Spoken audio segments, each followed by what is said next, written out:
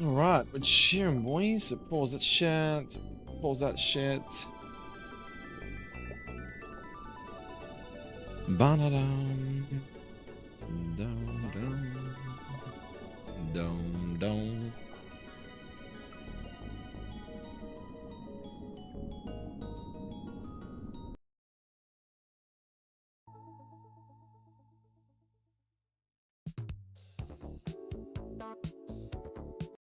Let's get this on him.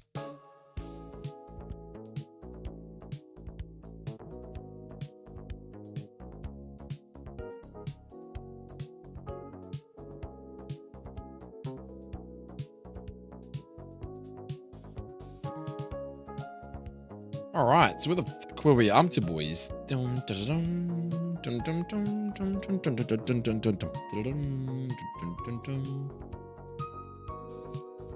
Everything's live, we're Gucci. Nice.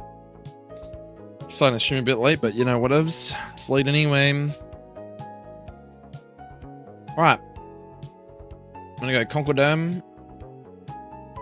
Level 41. Conqueror. And more Protect, Brick Break. Ice Punch. Knock off. Guts is his ability. Yep. Careful. Cool. Highlighter, make sure it's a modern 141. Low punny. Yep. Focus Band is probably too cheese for me, so I don't even know if I should keep that item. Maybe Falcon is what to give it. Yo, what's up, Falcon? How you doing, man? I figured you'd be around at 1 o'clock, and I thought, well, fuck it, I'll start at 1. You know what I'm saying? Go mean. Return Thunderbind's close combat. You turn Limber Adamant. Yep, cool. Everything looks good there. Mon 2. 42 for Hitmon Lee. Bakusash. Fake get jump. Kick a blaze kick and bounce. On bird. And when the focus sash is done. Right, cool. Happy. And then we go to Leo now. I don't even know if this Lilligant is going to work, but species, mono form species, Lilligant 1. So it should be Lilligant Husui. Leaf Guard is such a crap ability, but whatever. Careful. Coverberry Axe Kick. Yep. Leaf Blade, Victory Dance. Poison Jab. Yep. Leaf Guard. Careful. Cool. Oh. How you doing today, Frost? How's your sleep, bud? 41. Pressy Croak. Fighting Jam. So it's like a Drain Punch. You know what I mean? Might get all this up back. He probably just gets one tap for not having Focus Sash, but anyway, whatever. If this shit doesn't work out and he's not fast enough, I'm gonna have to run like Air Balloon or something. No, he's. Wait a minute. Wait a minute. Bro's like 4 times weak, isn't he? The fucking psychic. Oh shit.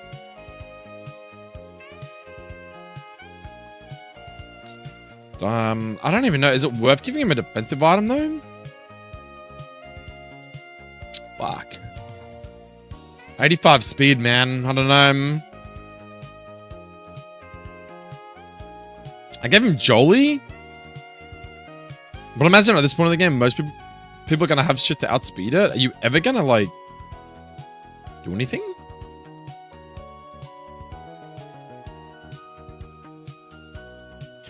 I mean, fake out, you might get lucky on Poison Touch. Tusker is kind of bad. Yeah, I know. I'm just trying to, like... I was just trying to, like, cook some fights, dude. So I had Conqueror, Low Punny, and Hitmonlee. Low Punny is the normal fighting type of my game. Then I got Hisuian Lilligant, which is 4 times weak to flying, which is why it has a Cobra Berry. But then I've also got Toxic Croak, who's 4 times weak to Psychic. And it's like... I remember my game is a difficulty hack, in a way. So...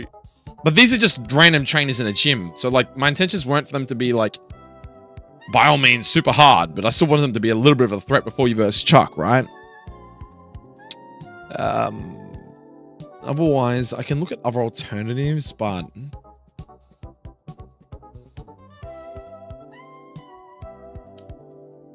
I mean, I could chuck, like, something at Marchamp in there, maybe.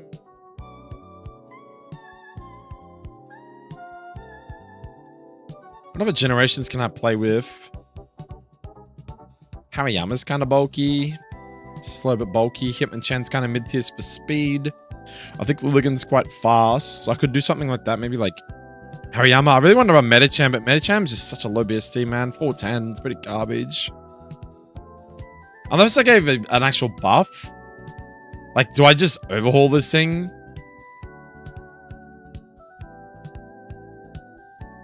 $10 BST all around.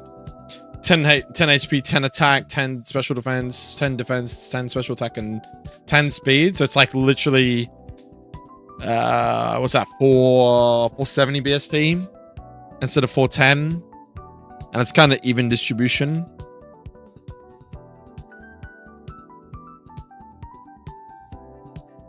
Oh, yeah, with pure power. Yeah, true. Because it's like 120 attack, right? He's very deceiving. He's a lot like Kazuma or Helheim.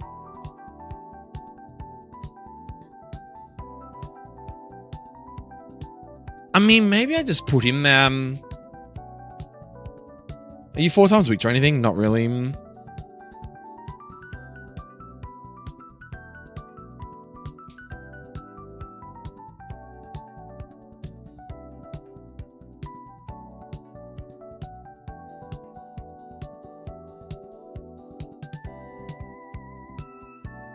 It buffs EVs and IVs too. Well, so it's going to have... EVs will be 0. My game's EV-less, right? The idea is I don't want to have any EVs in my game. But yeah, this train is going to have 31 IVs. So it's going to be 31 IVs in attack. I think that's a good way to check this though. Is that why it's 112 and 240? I think it's like 0 IVs, it'd be 112, and then at level 100, I think. And then, oh, hold up. The ranges shown on the right are for level 100 Pokemon. Maximum values are based on a beneficial nature, 252 EVs, 31 IVs. Minimum values are based on a hindering nature, 0 EVs and 0 IVs. So basically, let's just say there's no EVs, but you had perfect IVs. And we say you had a adamant nature with pure power. Like you're looking at like over 200, so you're pretty strong. Makes it 135 base attack. Yeah. Doesn't this thing get access to things like fake out and shit though? Can he take fake out up from... Dude, fake out's crazy. Like fake out pure power, that's gonna fucking slap, dude. Holy. Maybe I'll swap him out for this guy. Having 2 mons with 2 4 times weaknesses on the same team is kind of shit. Each EV point is worth half a base stat from what I remember. Right, got you.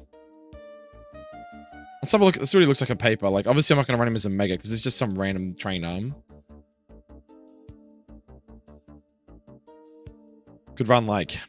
I mean, if I run Jolie, you don't need to run Adamant.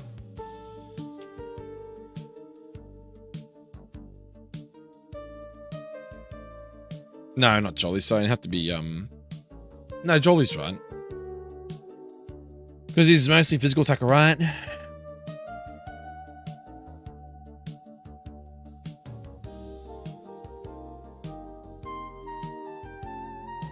You could do like something like this, bullet punch. It's the same as the other guy though.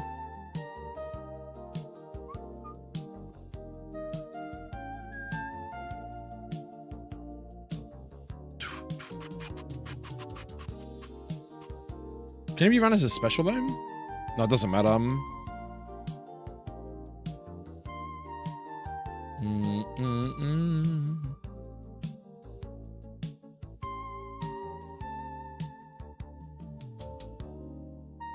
Let's go on like say Zen Headbutt. Fake out. You got access to Drain Punch, surely, right?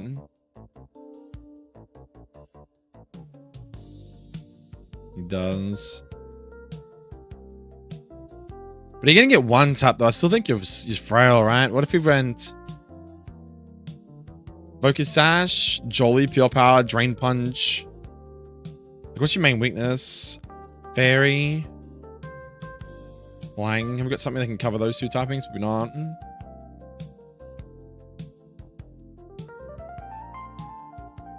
Could run Bullet Punch.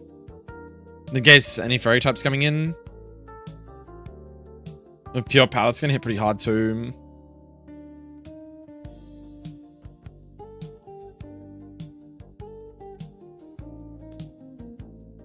Well, we go bullet punch, drain punch for stab, fake out for memes, and Zen headbutt. I think I like that a bit better actually now that I look at him. Toxic Road's kind of whatever.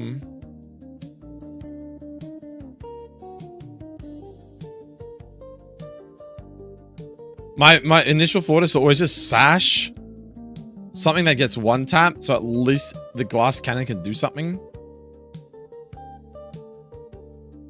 But then I feel like I might overuse the old like a sash.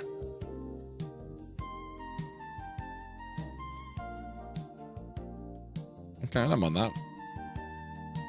I don't mind that, man. I don't mind that. You gonna do any work on your ROM today, Frost? Alright, I don't want to get like too hung up on this because like I might have to revise all this shit later on. So I think that's fine for now.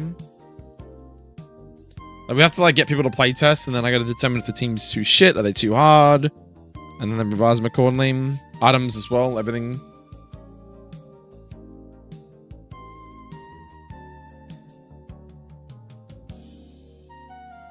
Alright, let's have a look at... Yeah, I want to fucking unpack it. Nomura, Ad Astra, LD, 3005, whoever that is, and then mix one. Alright, Cianwood. Yeah, let's have a look at... Frost just wants me to do some Gen 5 hacks. He's like, bruh, get off this Gen 4 stuff and get onto the Gen 5. Isn't that right? Alright, so we've done Yoshi, which is this guy. But now, like, this is just kind of... I'm not really cooking much here. I'm just doing whatever. Next one's... sorry, you did Leo, which is that guy. Now I've got to do Knob. Like, that's literally his name. It's so fucking strange.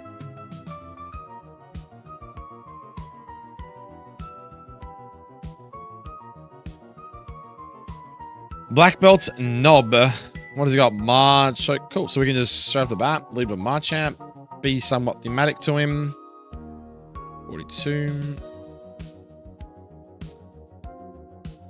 Keep the no guard strat going. 31 across the board. All right. What do we want to give this dude? So we give him Marchamp lead.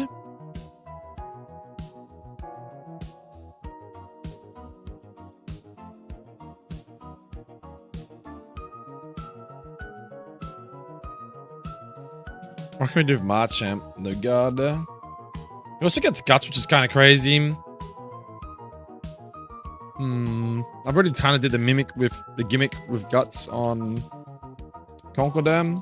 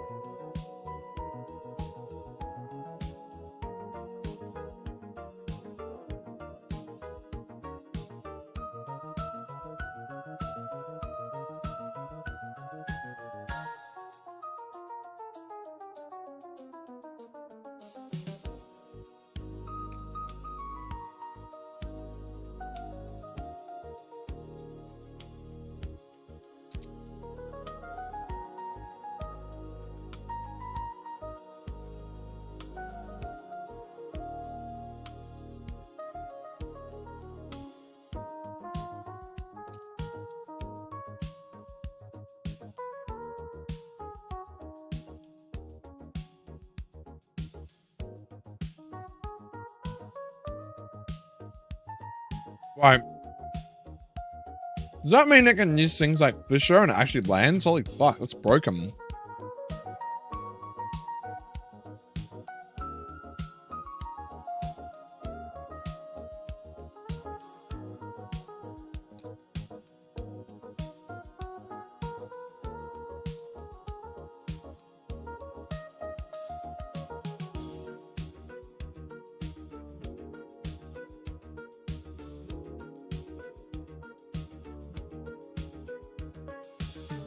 Okay.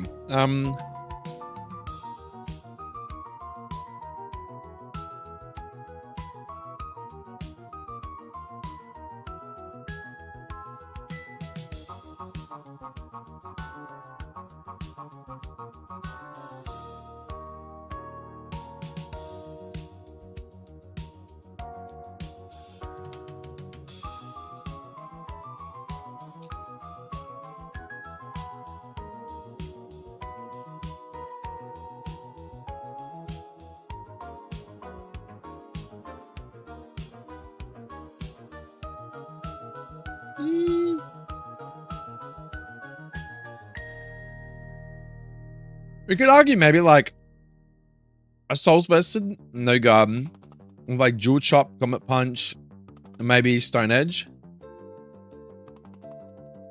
And then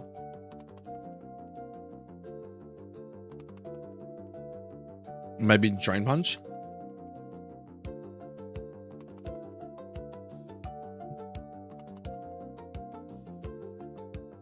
Maybe.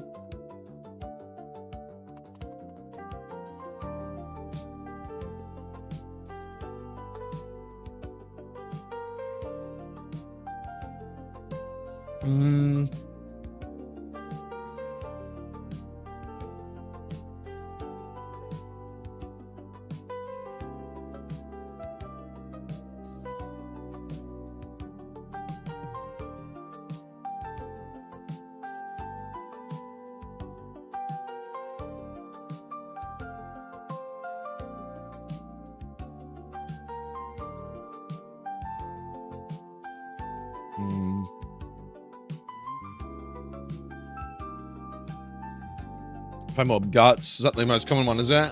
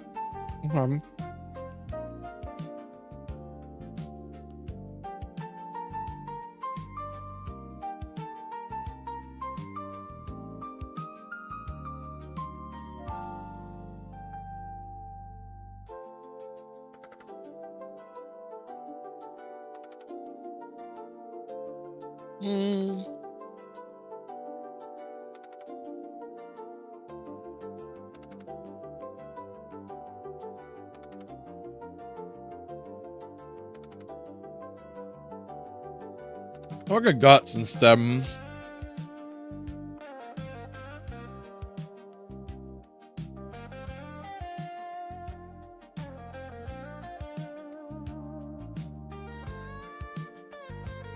like that set a lot.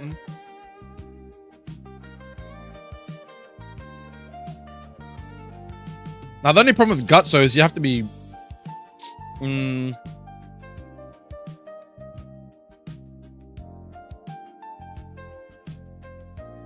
good on Flame Orb, which means you can't run Assault Vest.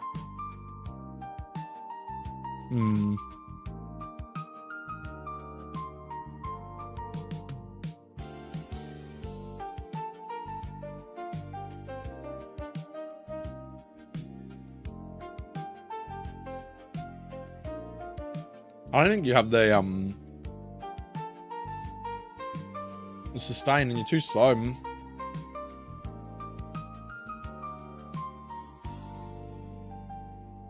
Let me run no garden.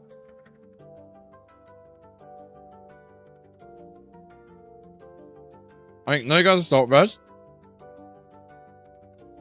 Bullet Punch knock off, and then we just use Stone Edge as like the threat, right? So if you have a flying type, you're gonna get fucking hit pretty hard. All right, that's pretty good for now.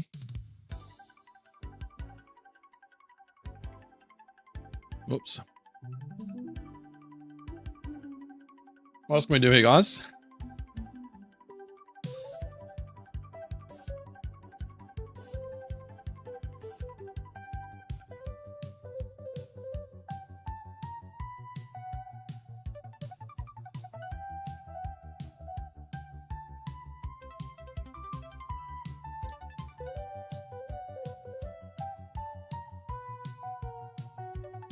Ow.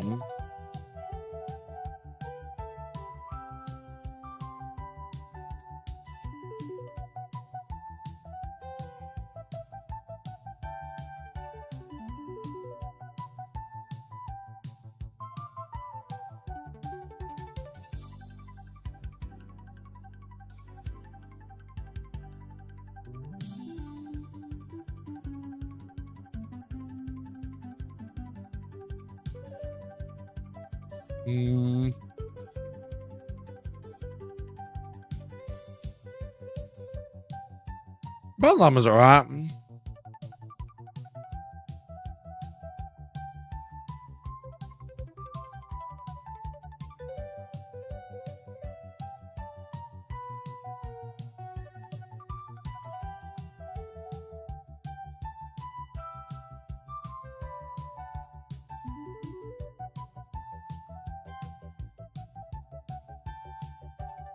First impression's nice too.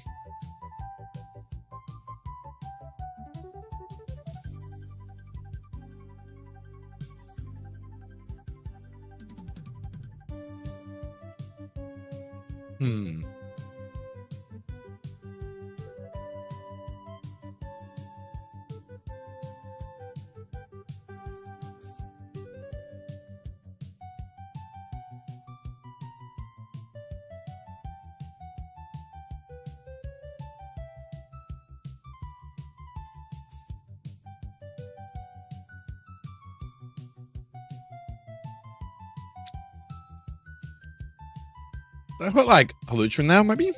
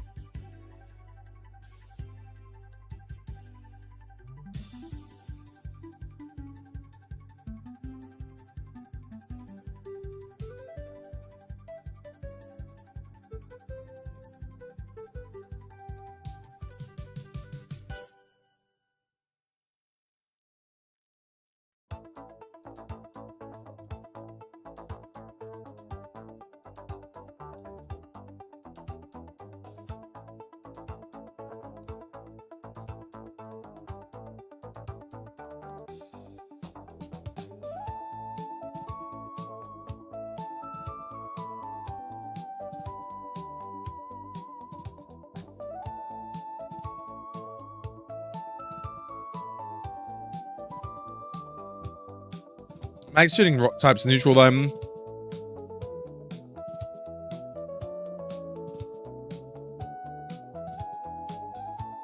Max shooting rock types neutral, but you can hit fighting types for 2 times damage.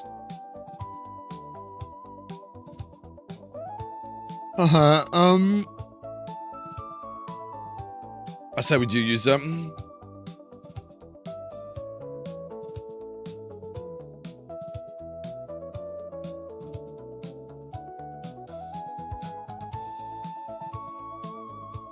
Probably give it oh,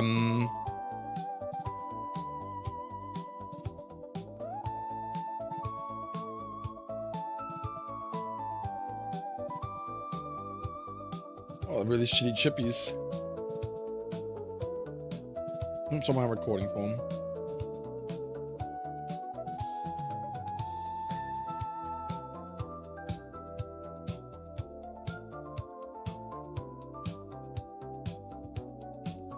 Alright.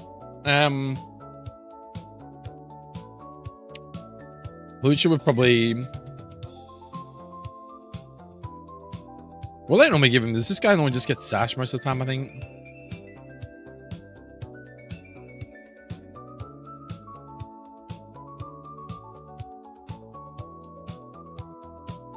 Pretty short Sash. Psychic Seed, okay. What the fuck are you giving him seeds for, man? Oh, because you're running him with other guys. Okay.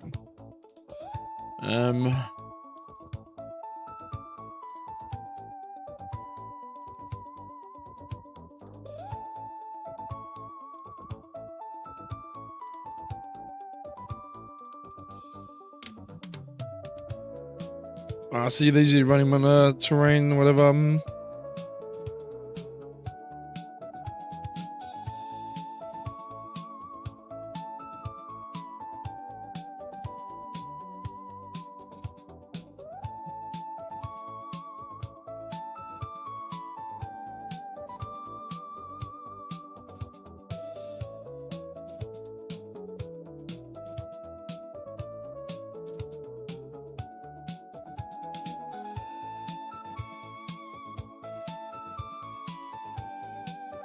Maybe go like...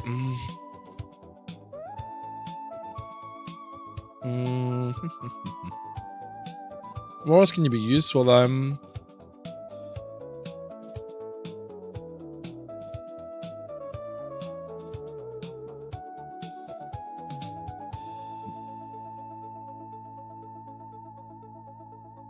What's up, comrade? Are you going for a difficulty hack? I certainly am. Comrade, how you doing, man?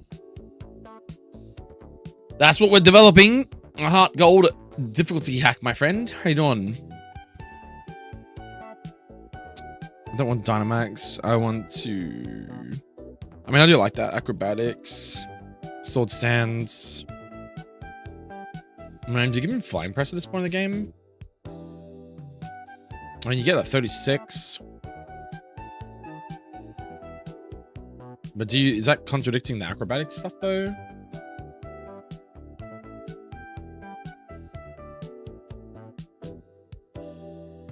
No one runs it though. It's kind of Jesus up. I mean, acrobatics is probably better if you're gonna run Unburden though, I'm just trying to work out like what item do I want to run on him though? Is it just obvious to run Sash here? Like, does Sash work like that though with Unburden?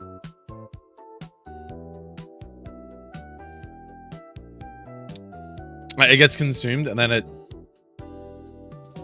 That's how it rolls.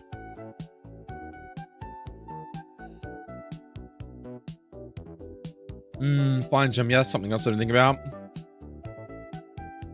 Is that how Unburden works though? Like, does Unburden work with Sash, comrade? I'm guessing you're quite familiar with the nuzlocke difficulty hacks, stuff like that. My biggest issue with him right now was like, is he gonna outspeed? Like, it doesn't really matter. This is just a random fight in Chuck's gym.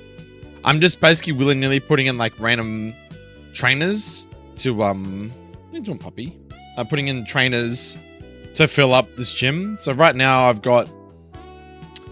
You're potentially gonna run into at least 3. So you can walk across this way, but you're gonna have to walk up here and here and then here. So it's 3 forced fights, or if you go the other way, it'll be 1, 2, because this guy will see you here, and then 3. So you have to verse 3 of these guys, no matter what, before you verse Chuck. I'm just trying to work out, though, like my other teams I've got, 156. I've got a Conqueror, Guts, Flame Orb. I've got a Lob Penalty with Focus Band. I'm not sure if the Focus Band is much of a thing. I mean, obviously I'm getting inspiration from things like Run and Bun, but Bright Powder, Focus Band, like random shit like that to kind of make the player go, well, this could be free fight, but then I could also go the other way and be like, holy shit, Lupani just fainted one of my good ones. You know what I mean? Like, I don't know. Unburden, Focus Dash, Hope Only, but I don't know if that actually is how it works. Like, does he get one shot to Sash and then Unburden kicks in when Sash is gone and then you can just like fucking blow someone up with Blaze Kick or something? Because, well, I mean, you'll be faster, right? I just don't know if that's how it works. I should fund this shit out. We should get AI involved. AI. But otherwise, worst case scenario, yeah, we could just run Flying Gem on... Of course, Lucha is like 118. So you'd consume the Flying Gem. But if you get one shot, which 9 times out of 10 that will happen... You're never ever gonna really benefit from acrobatics on the second turn and the Flying Gem.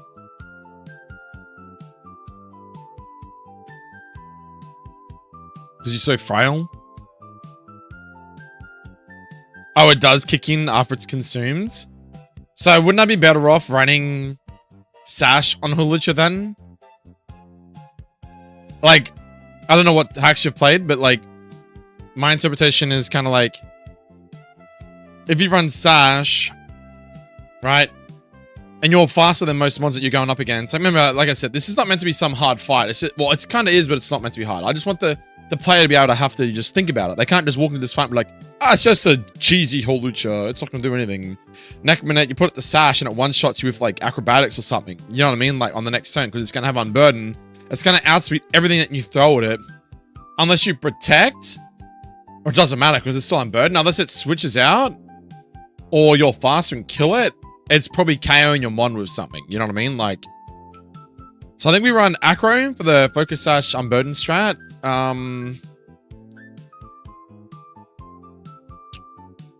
I mean, sword stance, that's crazy, man. Imagine sword dancing with sash into like acro. You're fucking wow. Is that too strong for a random guy? Maybe sword dance is a bit too strong. Is that?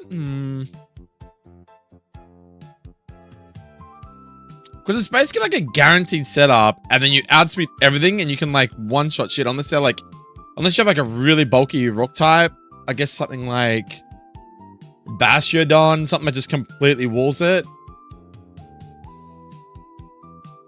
But then that's what I'm saying. If you run like CC, run like close combat, that solves your steel and rock type issue.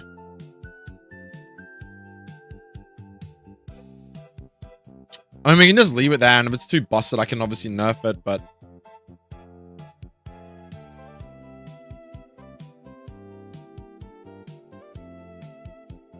let's just roll with that. Close combat, sword stance, acrobatics.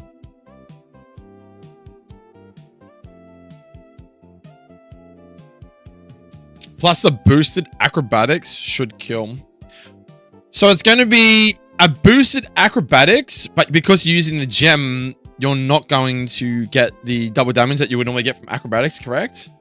And then you either get one shot because you're not running sash. But it's just weird though, because like, what are you going to get one shot from? You can't get hit by rock type moves because you're neutral. You're going to get hit by electric. You're going to get hit by psychic. What says it here? Fairy, ice, electric, psychic, and flying. I kind of just wanted to see like the most common sets of people that run. I don't want to directly copy anyone, but normally you have like a common set that you would run on specific mons, because that's generally the best strategy for this mon in most ROM hacks or VGC, stuff like that. Like, you can kind of cook your own strats as well, but like there's obviously common things that people do.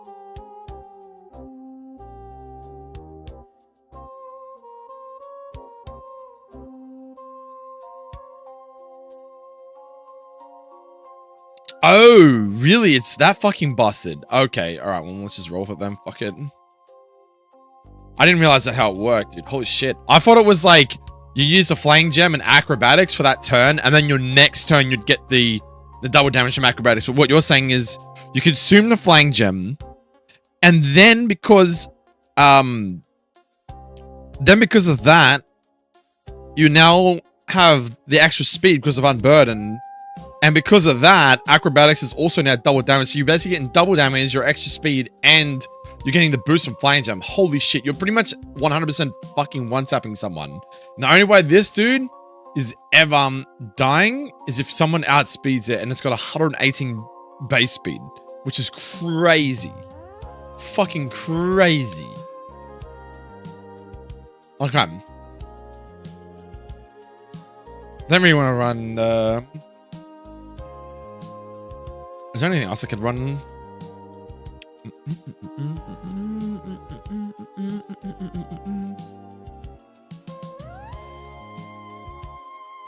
Is he not knockoff?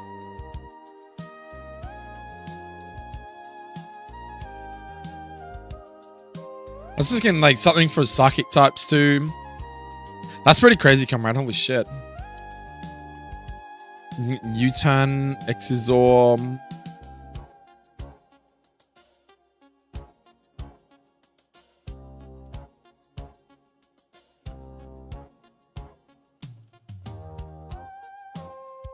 Rock side. What did I say you're weak to again? Flying, psychic, very nice and electric.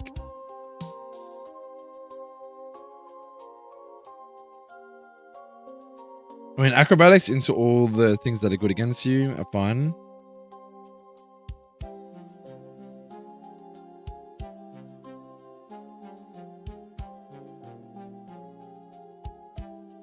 Jesus Christ, dude. Okay,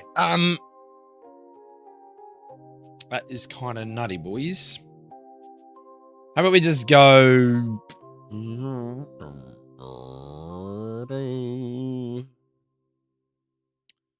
Don't need flying press now. I was thinking maybe like something. The CC gets resisted. Acrobatics. I mean, acrobatics into all your counters. I mean, except for electric, but then you can just use CC.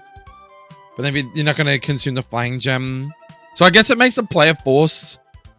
Like you're forced to. I mean, do you learn any ground type moves actually?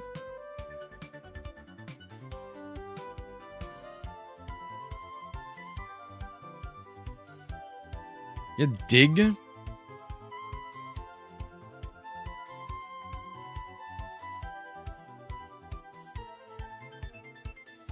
Let's just give him dig. Fuck it. Logic for that is technically right now, if you lead a electric Pokemon into Holuchum, and it generally can take the. I'm pretty sure. Wait, hold up. Do I know my typings correctly here?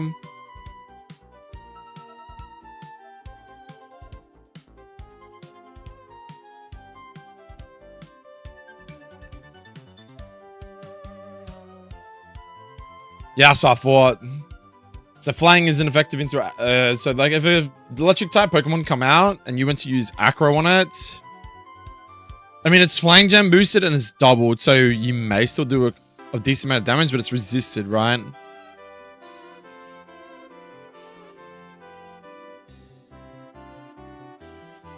So with the flying, what's yeah, so they're not good against electric, rock, and steel. That's what I'm saying, though. I mean, at the same time, you could run like a rock lead or a steel lead. And they do have other options for rock and steel of CC. But then you're never using the gem. And you're never going to get the unburden. So that's something else to consider as well. Like maybe a sash, steel, or rock type. On CC. Okay. That's up to the player to work out. I'm just trying to give the AI some tools to make the player think about how they're going to get around this part of the fight, you know? It's not meant to be, like, impossible, but it's also meant to be, like, you got to think, right? The AI is not dumb either. Like, they might just switch into something else that does better into the one that you lead. So that's something you got to think about, too. I wouldn't say there's, like, switch AI, but it's kind of like, if it's getting walled from the mon that the player's leading from these 4 moves, then it's just switching into something that it thinks in the back is better, whether it be Marchamp or something like that. But like 9 times out of 10, acrobatics, flying gem into anything that's not like, that's not, yeah, electric, rock, or steel, is probably just gonna fucking one-shot it. So that's something you gotta think about. All right, I'm happy to leave that there for now. Let's look at a different Pokemon. What else can we put to complement the other 2? Where am I at? Let's just have a look at some Pokemon, boys. Alright, and then we got our fast one. We got our slow one, no guard, Assault Vest. I could run the Guts strat, but I think he's too slow to really be... I mean, Guts, Assault Vest is nice, but then you're relying on them to give you the damage boost. You're not running like Flame Orb or something. At least Assault Vest with no guard, you can kind of benefit from Stone Edge, I guess. Anything else I wanted to use? I've used Hitmonlee already. Lucario's in the Chuck fight. Annihilape's in the Chuck fight. We've already put Medicham in. We've used the Ligan Hisui. Anything else that's kind of slow? I mean, these are two pretty strong monsters this fight, though. I could probably just go something a little bit weaker. Like maybe like Hitmontop. Maybe keep it thematic. Hitmontop, because we've used Hitmonlee. Oops. I've used Hitmonlee and Hitmonchan in the other fights. And this is what I mean. Just get it done.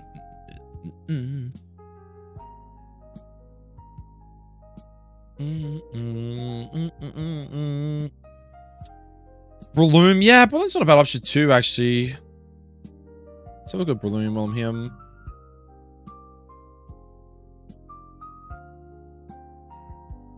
How would I use this guy? Okay, so we don't have any 4 times weaknesses in this fight. So just to put in perspective, right?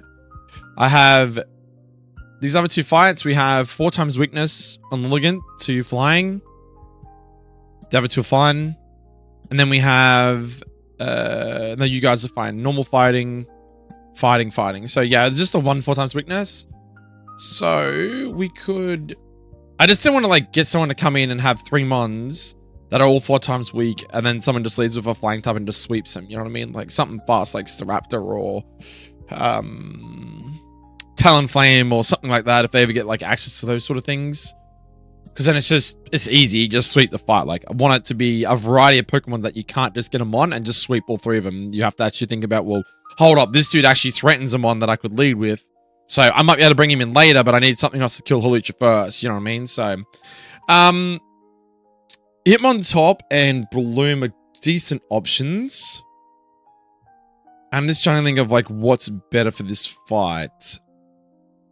So right now you're looking at like what Psychic Fairy types, Flying types to kill Hawlucha. I mean, it's the same for Marchant. Marchamp's got Stone Edge though. You got like Dig on Hawlucha for electric types. You've got Assault Vest on Marchant too, which is really good. So you're ever forced to use like something more physical for like Brave Bird Aerial Ace to do damage to it. I'm pretty sure it's got a way better defensive set than special. Breloom on the other hand, good attack. What would you do to enable it? I mean, it's a Sporemon too, which is nice, but it's like, I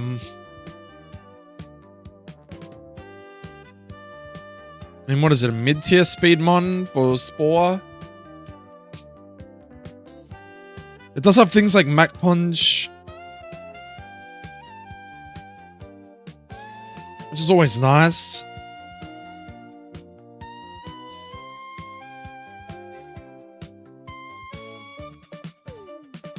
It also creates threats to the player has to think about. I might have to take a mon with Chesterberry to prevent getting put to sleep. If you don't, like, he might come in at a time that you don't have a mon out that deals with it well.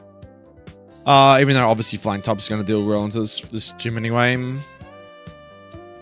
It's either that or, like I said, we run like Hitmontop. The only reason why I was thinking Hitmontop is because Hitmontop offers a couple things. It's quite defensively bulky. It's not super slow.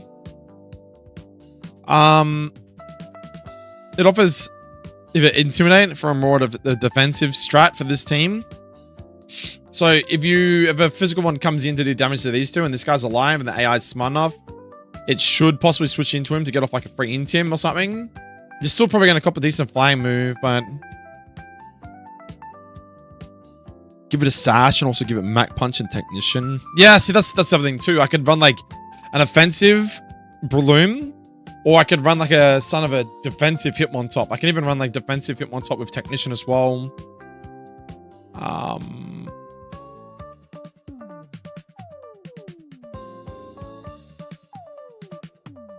There's just some cheese things as well, like Triple Kick. Like Technician boosted Triple Kick is decent. 90 accuracy, it's 10 power, but I think it's stronger as you use it, doesn't it?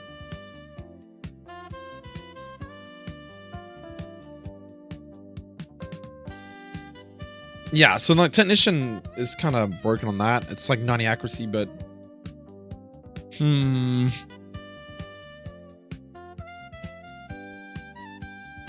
let's have a look at Breloom on paper then.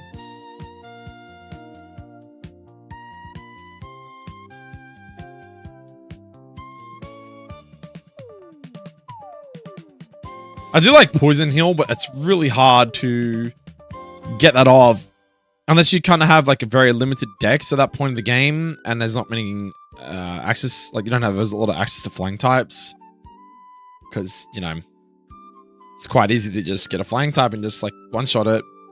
But then Focus Sax Technician boost would say Mach Punch, Spore per se.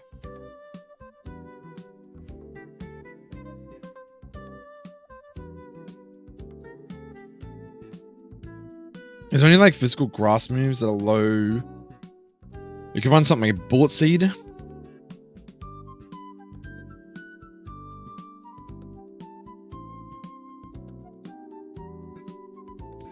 Yeah, I reckon we could do something like bullet seed maybe. Oh.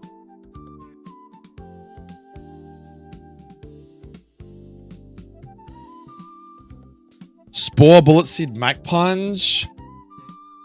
And like...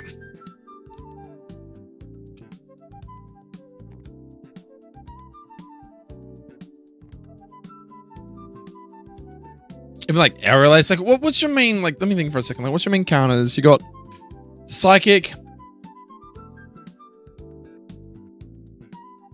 Psychic, Flying, Fire, Ice, Poison, Fairy. So aerial doesn't really benefit you that much in that regard. Mac Punch is okay into fighting types, as long as you're not versing like a fire type, sorry. As long as you're not versing like fucking Talonflame, because you only get completely walled.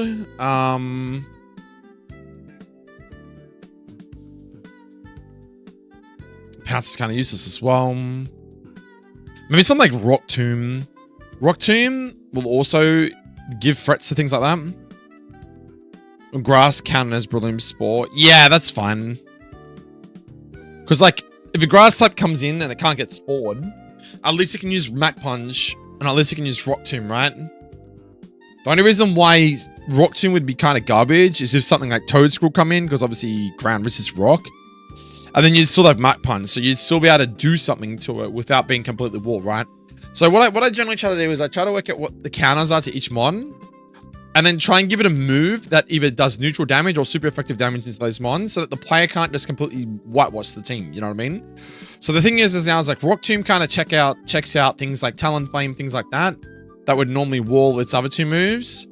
Bullet Seed and Mac Punch obviously just stab for it, so it's extra damage, Technician boosted, yada yada. And then Spore's like it's kind of its cheese move. And then you got things like this, say there's Machamp, it's like its cheese move is Stone Edge, but with no guard, it's actually useful, and it helps you against flying types, because CC is kind of shit in the flying types.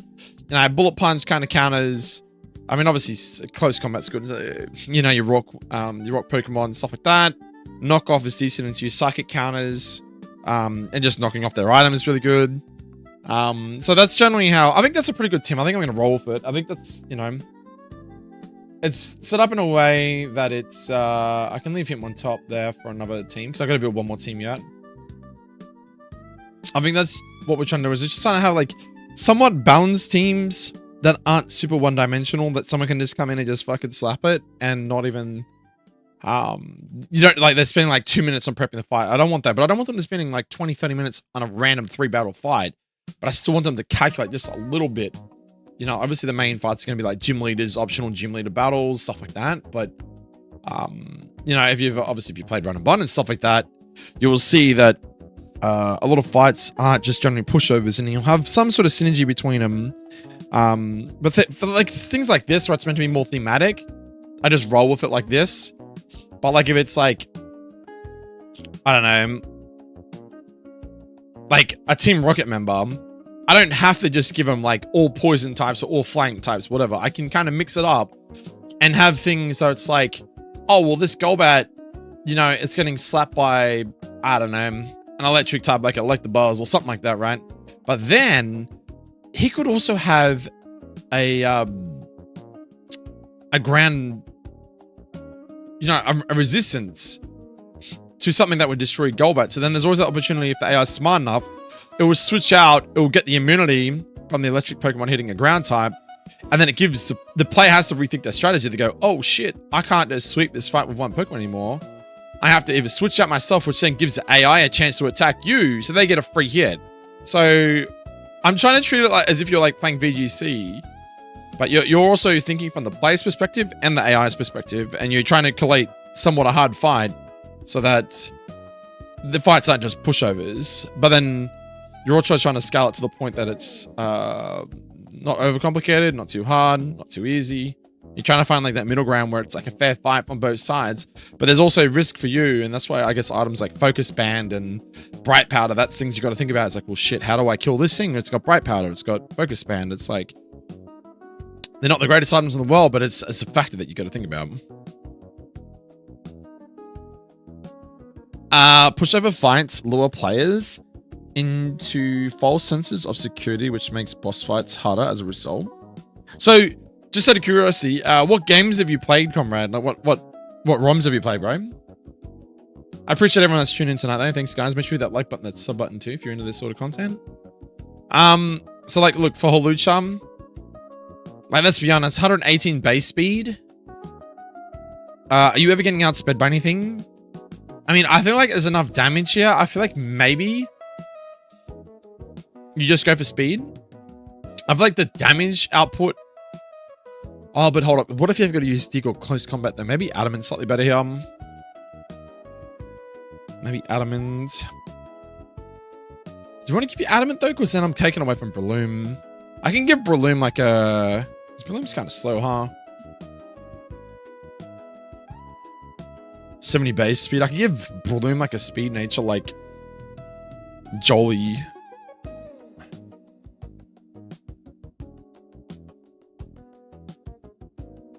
Maybe just give like Holucha like Adamant or something. I mean, that's right, isn't it? Jolly is... You think I know all these natures by now, but I always like fucking mix them up. So speed minus special attack. Yeah, that's fine. Yeah, Adamant's... I know Adamant's supposed to have special attack, so I think those two are fine. And then Machamp. You got Assault Vest.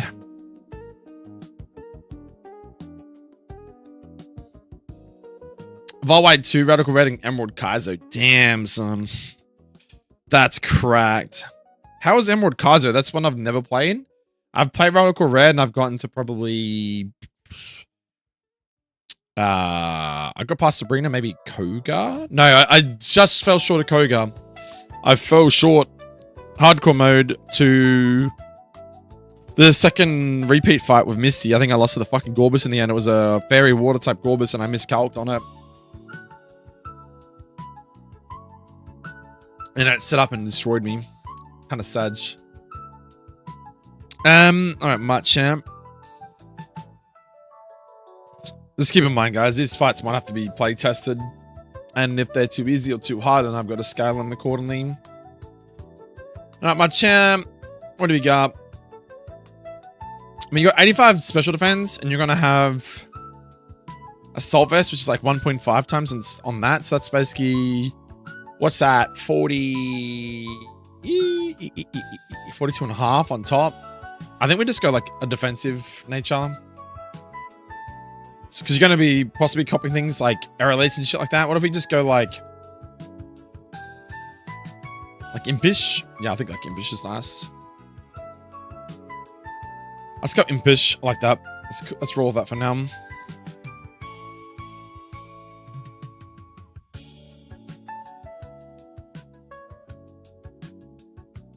Alright, we want to go to 251.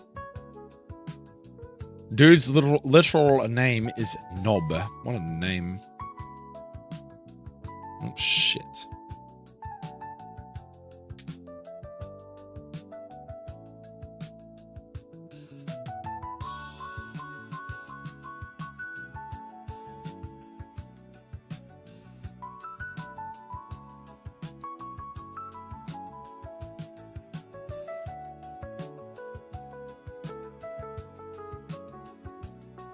Let's do this.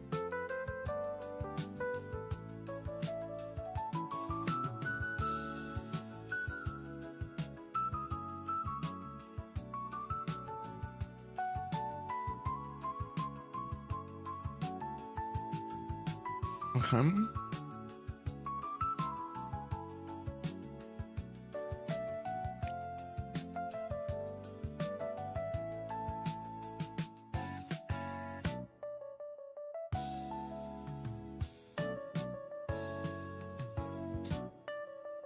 Let's put that in here. 1,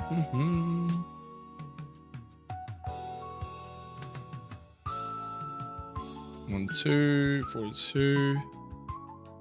Alright, Holuchum. Have you seen him before? I'm Wave Flying Gem. Nice. Acrobatics. Dig.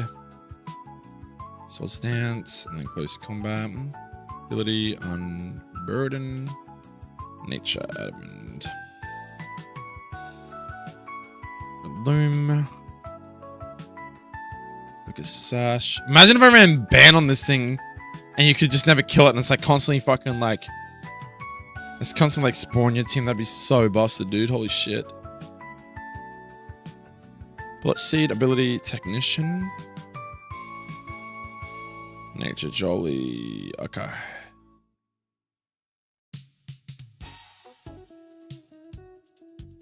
I got demolished by Norman's Annihilate. Oh, dude. Norman's Annihilate. That's crazy, dude. Did you enjoy the hack, though? What's your favorite thing about these difficulty hacks, my guy? Item assault vest. Moving bullet punch.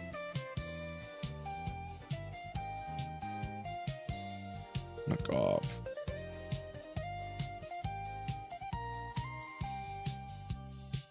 Ability, no guard. Whoops.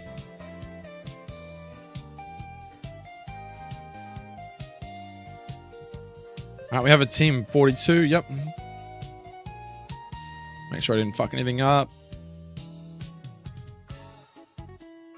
Nothing's good in that regard. Boom. Alright, that's a team, boys. 3 mons, AI flags, train them on type. Obviously, these AI flags aren't important. I literally have to, like, make this game onto a different branch to do the AI properly. Yeah, true. Do you set in yourself any other rules when you're playing these sort of games? Or do you think, like, Radical Red and Kaiser and stuff are that hard you don't even have to, what's the word?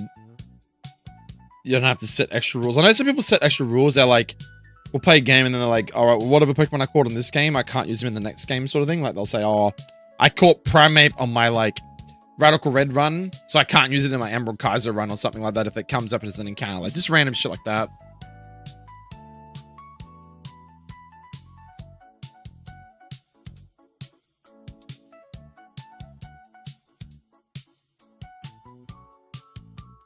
Oh, God. Who's the other guy got to do now? So Nob's done, Leo's done, Josh is done. I'm gonna do Lung. What the fuck is Lung?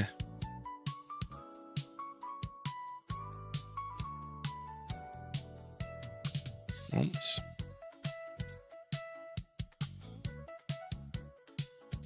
Black Belt Lung must be this guy.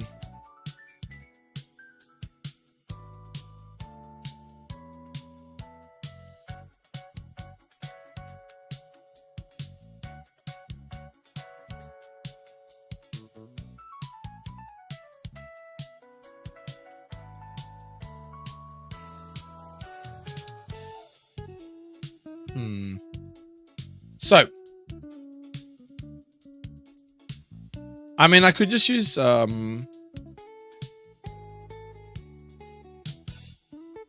could use,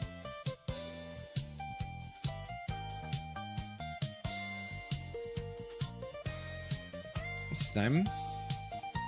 Primeape.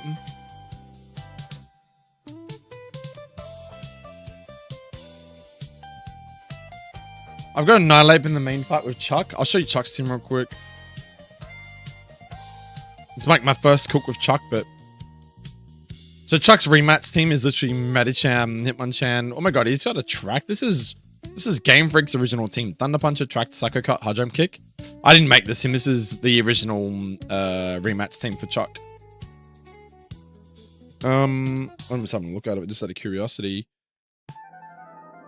Brilliant, Poison Hill, Toxic Orb. Holy shit, they actually cooked on that one. Substitute, Focus Punch, Drain Punch, and Stone Edge. Holy fuck, that's scary. So my Chuck fight, this is the actual fight you'll verse the first time, is Sneasler, Gallade, Lucario, Poliwrath, Annihilate, and Blaziken with Megastone Blazikenite with Speed Boost. Yeah, it's gonna be interesting. You got Sneasler lead with things like Fake Out, U-Turn, Diaclaw. Sharpness Gallade with things like Night Size, Psycho Cut, Bulk Up, Sacred Sword. Lucario as the special attacker, Vacuum Wave, Aura Sphere, Flash Cannon, Water Pulse. It actually does learn that. So for fire types that want to take it out, well, it's got Water Pulse. So good luck. And it's modest. Poliwrath, Water Absorb, Zoom Lens. So the Zoom Lens allows it, because it's generally slower anyway than most mons. Things like Muddy Water and Focus Blast will get a 20% accuracy boost because of Zoom Lens. So, yeah, that's kind of just careful on that one. Annihilate, Defiant Punching Glove with, you know, Rage Fist, Thunder Punch, Drain Punch, Ice Punch. And then you got Blaziken with Mega Blazeskinite. Burning Bulwark, which is obviously like the later generation Protect. So if you hit him, yeah, well, good luck because you're probably going to get burnt. That's like his Protect function. So speed boost, to be able to, if he's slower, speed boost, Protect once, probably get burnt, gets a free speed boost up, and then he's got things to cover like his flying type weakness, Thunder Punch, Sky Uppercut, and then Blaze Kick. So I think the team's okay for now. And it pays kind of homage to his original team. Like his original team was obviously Poliwrath and Primeape, so I just kind of buffed his Primeape into Annihilate as long as the sprites and stuff in the game and work. And then yeah, the Primeape, so the Poliwrath, I've tried to like cook something up that would kind of work as best as possible for him. And obviously I had a lot of, like I've got 4 physical ones in this fight, so I wanted to like split it up. I don't want them all being physical. I want them like having the Lucario and Poliwrath allows like a special difference, you know. All right, so let's go back to Lung.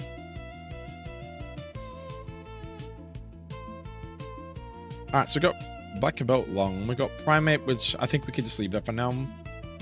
Pay homage to his original team by using at least one of his mons, just making it a fuckload better. So we need this.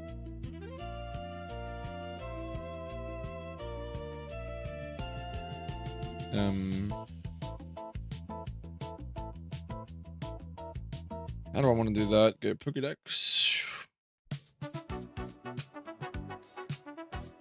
That right then. We got Primeape. What do you got? So all abilities work. So something like Defiance probably his best one. Anger Point's a bit of a cheese, right?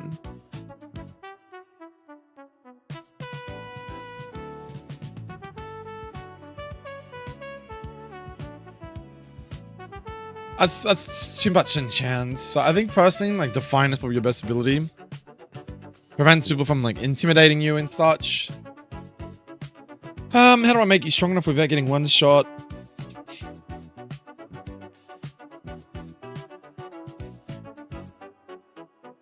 It does learn Rage Fist at 35, so I could give him that still, which is kind of cool.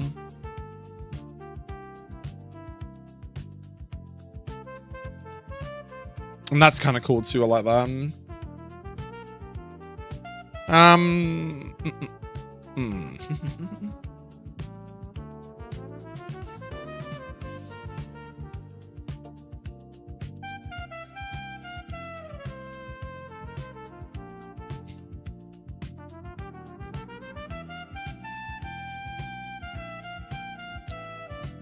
Primeape is definitely a bit mid now, isn't he? He's only got a couple weaknesses though, which is, I guess, working in his favor a little bit. I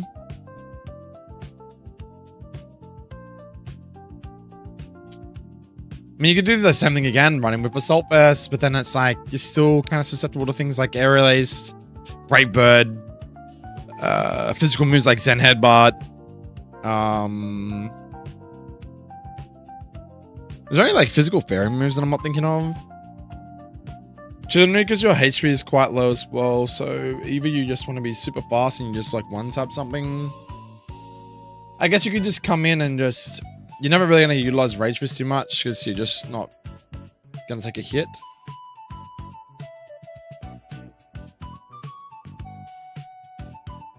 You're never going to take a hit. Maybe we come back to him in a minute once we work out the rest of the team.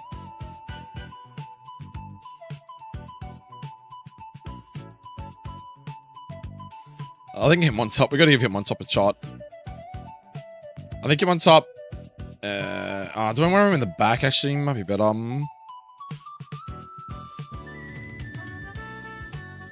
Hitmontop in the back. Might be an easier fight. I need to give something. What's a nice big boost?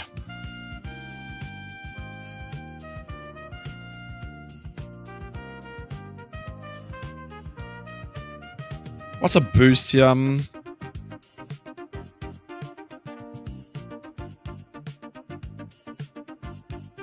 Something like Surf Edge, maybe? Let's have a look at the scale of speed for a second. So what we're looking at. I'd say that Primeape's definitely quite high. It would be up there, right? Alright, so he's faster than Annihilate. And I got Hitmontop, who I'm guessing is kind of slow, right? So the question is, like, do we want to go into the next slower tier? You got, like, things like Crabominable. But you're quite low special defense. Hariyama's got good HP. I mean, that could be something we could utilize too. Like Harry. How does that look on paper?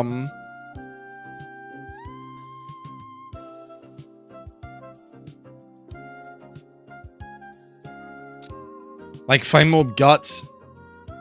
Guts, Flame Orb Conqueror. I've already done it, man. I've already done it, man. Look.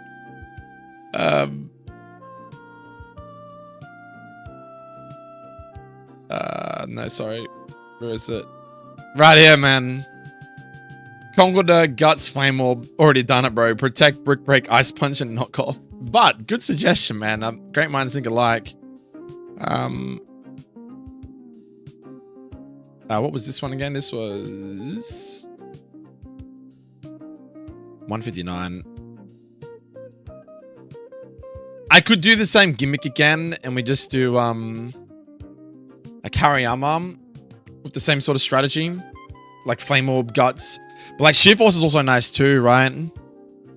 Without having the, I could do something like Sheer Force Hariyama with like Assault Vest, because he's got fucking, he's got pretty shit defense actually, but he's got good HP, he's got good bulk. Just kind of makes up a little bit for the weaker stats. And then having a Sheer Force into, say, like, things like Bullet Punch. We could do, yeah, we could do like a Bullet Punch. Like CC maybe. I mean, Knockoff's pretty common on him as well. And then maybe Scarf. How slow is he though? So if you give him Scarf, he's only going to get like 50. So you get 100 speed. Kind of puts him into that mid tier, I guess. But I feel like most flying types are still going to outspeed you anyway. Is he an Assault Vest mon? That's my question. It stops you fucking, it stops your air slash mons. It stops all the, a lot of like psychic special types, like with psychic, stuff like that. Like if you run Assault Vest on him and just give him like 4 solid, like let me have a look. You better go Assault Vest and just give him 4 solid attacking moves that kind of cover most of your weaknesses. Like right now, he's probably best off just running like, like he runs, you could even run like Stonehenge. Put a flying type in, they see Stonehenge, they risk getting crit. If you don't one-shot this guy.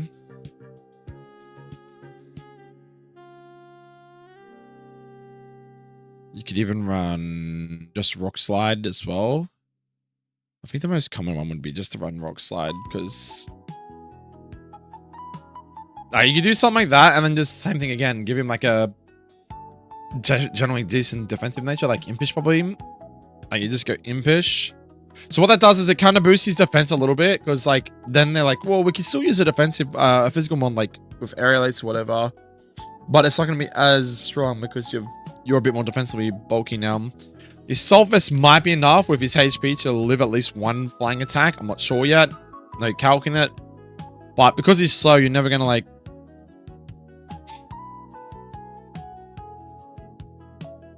Well, have you seen a Leftovers Hariyama? Wait, for real? Leftovers Hariyama. I gotta check this shit out, man. What?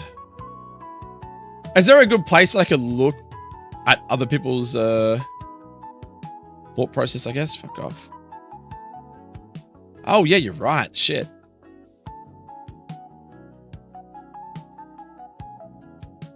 Right, I didn't even realize that. Hmm.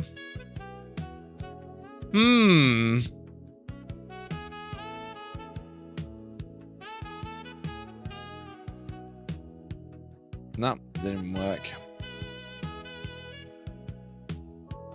That's fucking broken. Great. Yeah, guys, leftovers. There you go. Here's another one. Battle Stadium singles. Assault vest, thick fat, and adamant.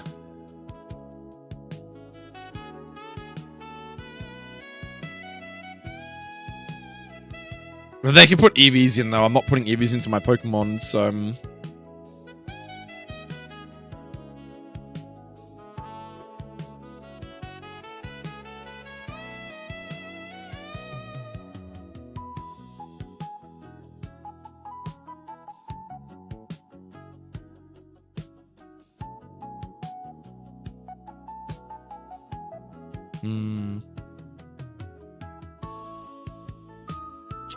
You were 1200 ELO in Gen 5 random battles? Hell yeah, dude. That's awesome.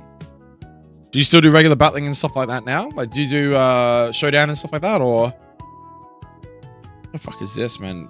Fuck off.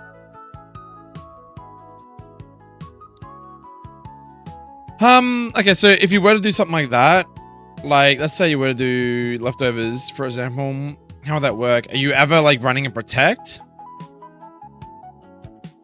I mean, I kind of don't mind that strat, actually, because you can run things like Drain Punch, but it just means that you're, like, very susceptible to getting one-shot by a lot of flying types, aren't you? Like, if you were to go... Because you got to remember, though, this is not like, okay, we're going into a VGC battle, and someone has a team of 6.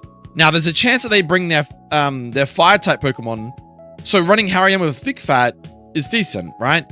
Generally, people are going to be able to walk into this fight. They're going to have plenty of time to prepare for it.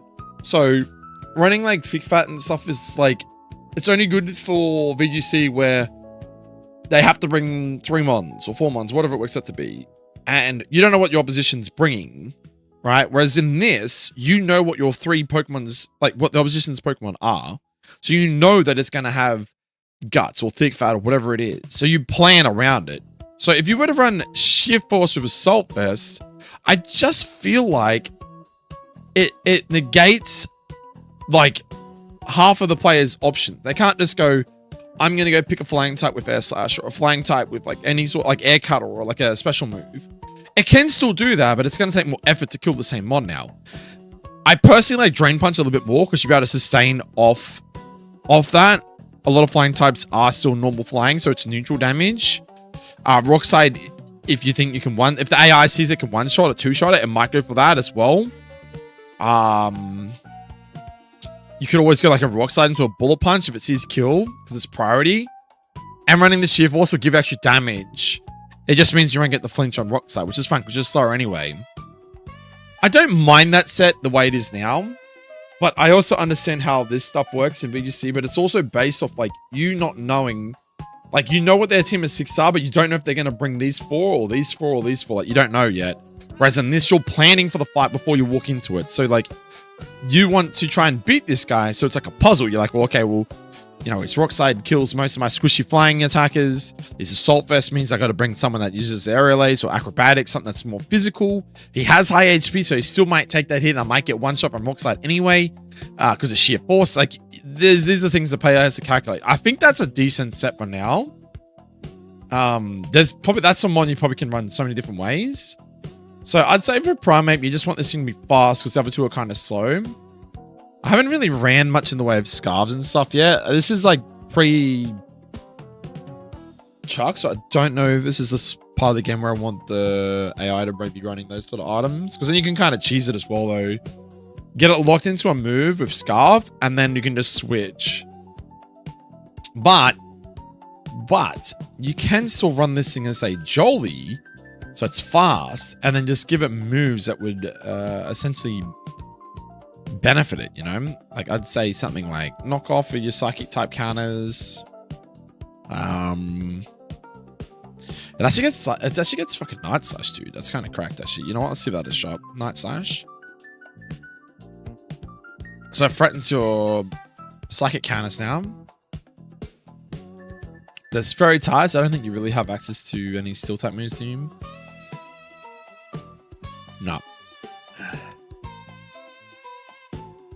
I don't think you have the sustain for Drain Punch, so I think you just want to blow them up. So maybe like close combat's probably your best bet. I would say close combat's probably your best bet, to be honest.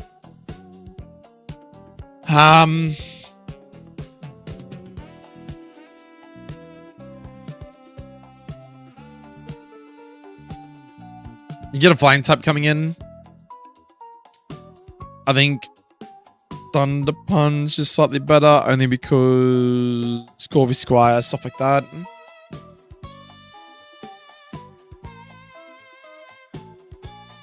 You could have like Killer Watch although. Revenge is also go for revenge killing. I didn't even see revenge. Was that on Hariyama though, or?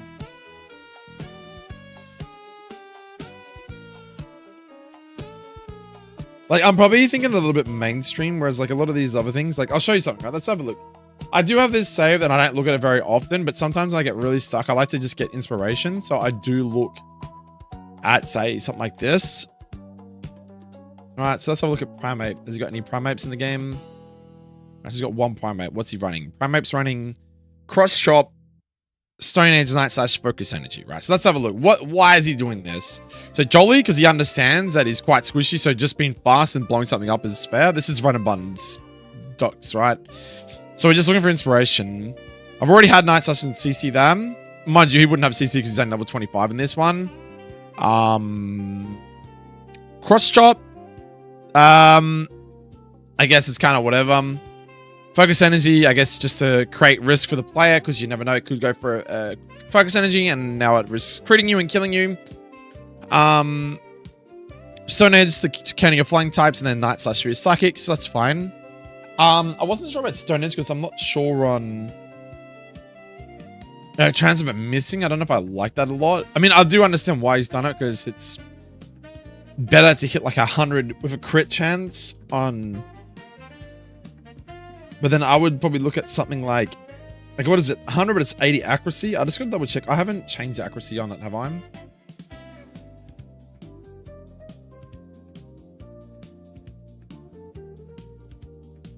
Okay, no. So I've left it at 80. So I have made changes in this game to moves as well. Tried to balance them out a bit more, because I feel like sometimes some moves could be a lot better. So no. So 80 accuracy, 100 base power, high critical chance. So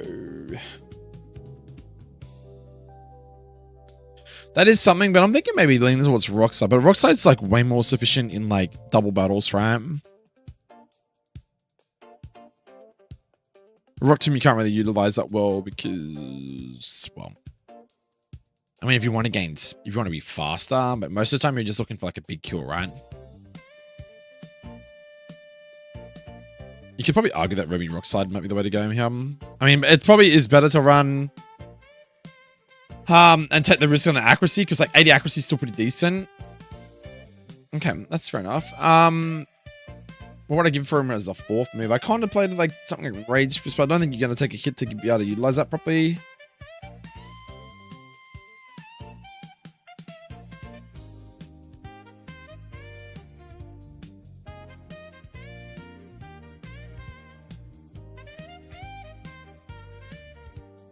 Jewel Chop, but what does Jewel Chop really do?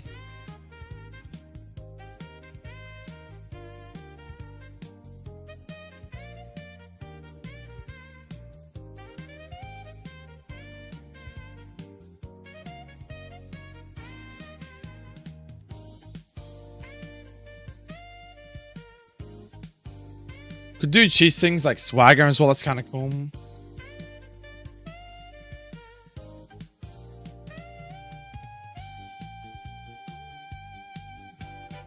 EQ.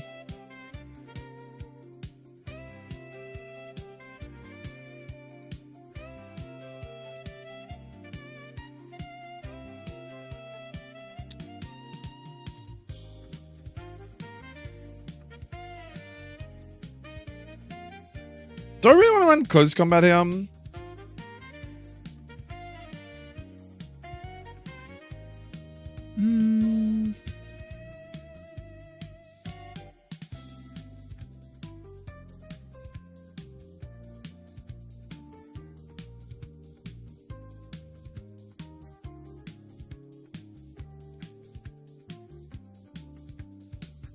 was gonna say like Fire Punch, but I don't know.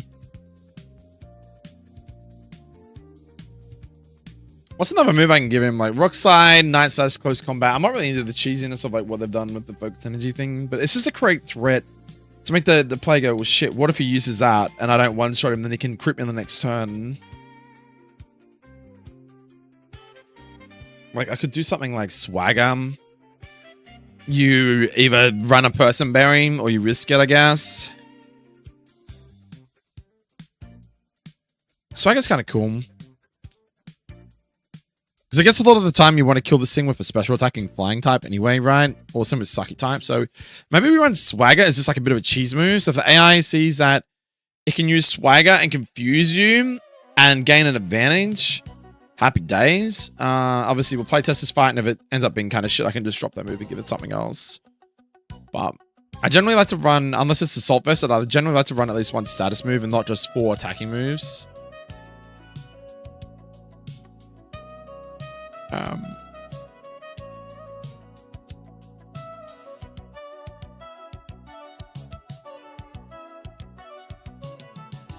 I hit him on top.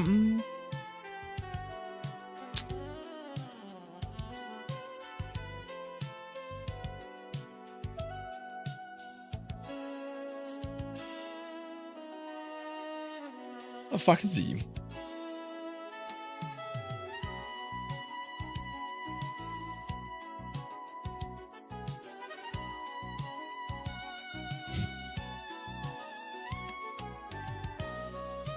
Alright, so for sure, fake out. Always fake out. Moves other than that, I'd probably say...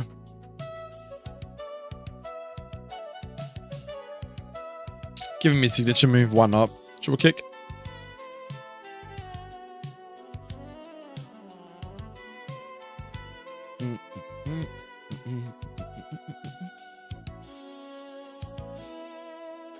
It's pretty bulky, isn't he? You could argue this guy could be leftovers. Run like protect. And then like run...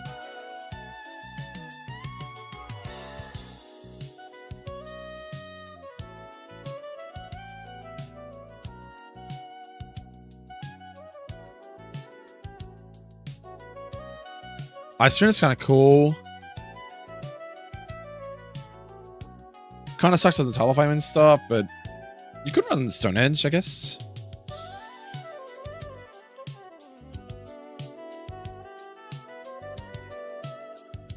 Triple Axle's nice too, but same thing again, it's just I feel like Triple Kick and stuff are slightly better though with Intimidate, Technician, I want them. If you're gonna run like your Triple Kicks and your Triple Axles and stuff, you'd be better off running Technician, huh?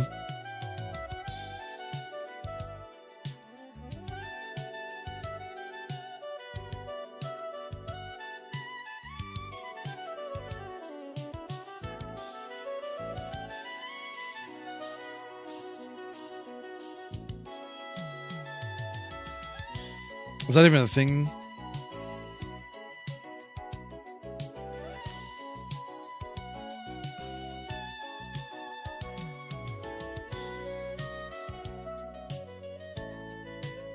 I think Technician's gonna be the more common one.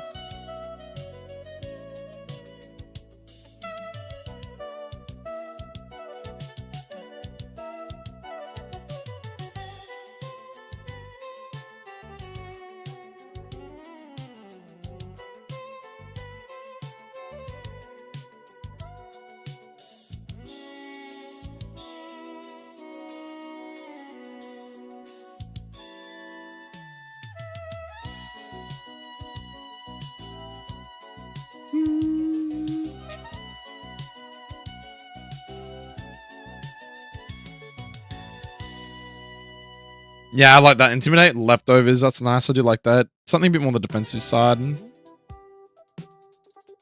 do like that, actually.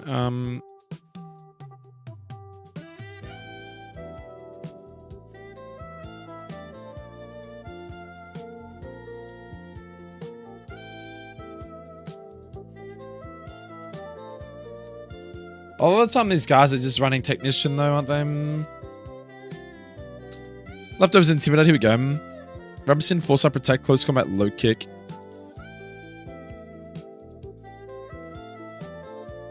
And then Toxic.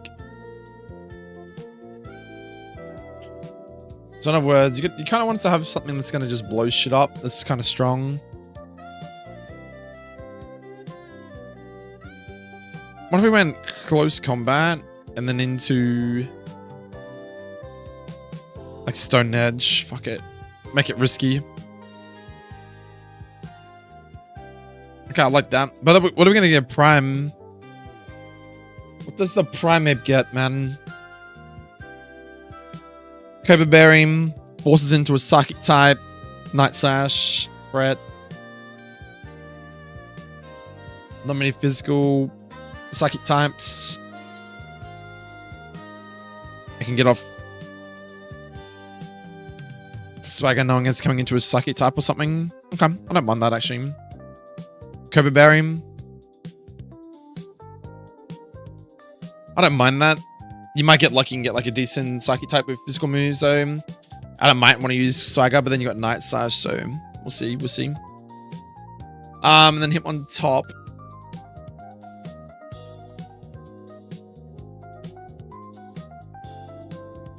Impish. I've already ran Impish on Hariyama though.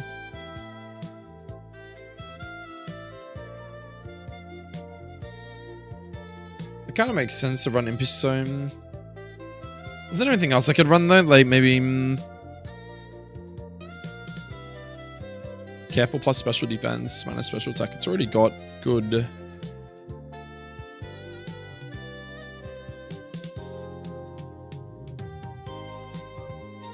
What if I just ran Relax on Harry? Because Harry's already fucking slow, right?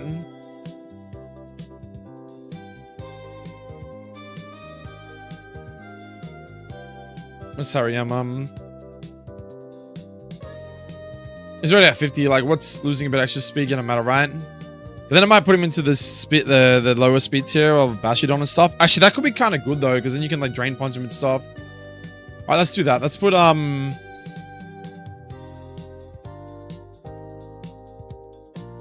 I'd say Relax. So we go Impish. Oops.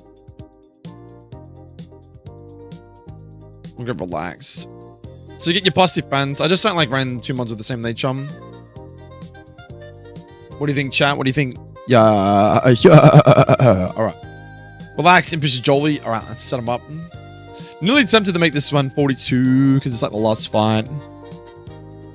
Fuck it, let's do it. Let's fucking do it, man. Fuck the police.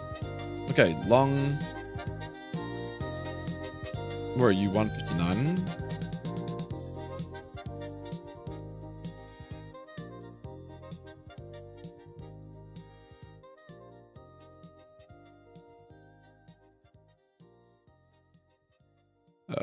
Here, 3 months, perfect.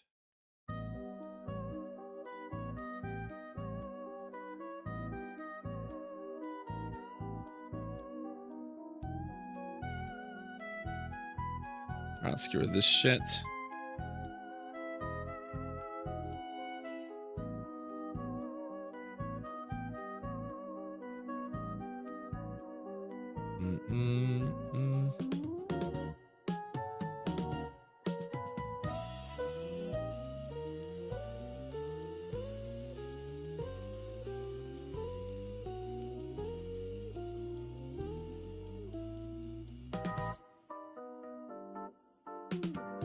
As long as not, yep. 3, yep. Well, this is exciting because after this, I technically think that the game is mostly completed all the way to Chuck. Once this fight's done, everyone is done. Every battle, every encounter, every optional fight, the Mega Evolution, as long as that works, which means I need it to be play tested, should be all working up to Chuck. So it's a playable game until after the 5th gym badge. So you get the 5th gym badge. I technically have a Jasmine fight, but I haven't done all the trainers and stuff yet. So yeah, exciting times. Exciting times, guys.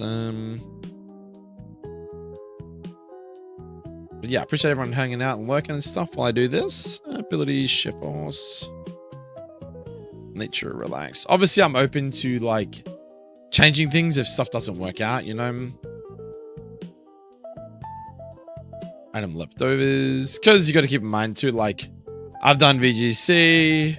I wouldn't say I got very high in it. I was a decent player. I wouldn't say I'm like some god though, like Wolfie or anything like that. But I've definitely had my fair share, and I've done quite a lot of nuzlocks and watched other people's nuzlocks and whatnot. So there's a lot of this is playtesting, but you know, we might find that some of this shit's not as good as I first thought, and it doesn't work out with the way that the AI is set up or something. Well, defiant, not defeat us. That'd be kind of awkward. So then, yeah, we'd be forced to change it. So, okay. Primate. Something different. Something different. Making it 42 for this fight, because it's like the last fight before Chuck, so having an extra mon is fine. Oh, I missed your last message, comrade. You retracted it. What did you say, bud? Are you retyping it there, I'm guessing? Sorry, man, I missed it. Okay, cool. So right now, as it sits, that was Lung, which is this guy here. Everyone is done. Everyone is literally done. Let's have a look at Chuck. Yep, there's Chuck's team there. I would just double check that I have updated Chuck's team. Oh, it's 34, isn't it? Yep. Sneeze left, focus sash, fake out, brick break, die claw, U-turn. Yep. Poison touch, cool. Adamant, yep. Delayed with Cobra Berry, Night Sash, Psychic Up, Bulk Up, Sacred Sword, Sharpness, which is obviously busted because it's from Gen 9. Careful. Lucario, Assault Vest, Vacuum Wave, Aura Sphere, Flash Cannon, Water Pulse, and Focus, Modest. Those are special. Zoom Lens. Earth Power, Focus Blast, Muddy Water, Amnesia, Water Absorb, Polygraph's kind of crack, Calm. Annihilate with Punching Glove, Rage Fist, Thunder Punch, Drain Punch. See, that's the other thing too, though. If you're gonna run Rage Fist, can't really run Assault Fist, so it kind of sucks to be really good on this guy. What about like Sash on Lucario? Not very good on Sneeze. What's that? Voltivore? No, Mac Punch. Wait, Mac Punch on who? Sorry.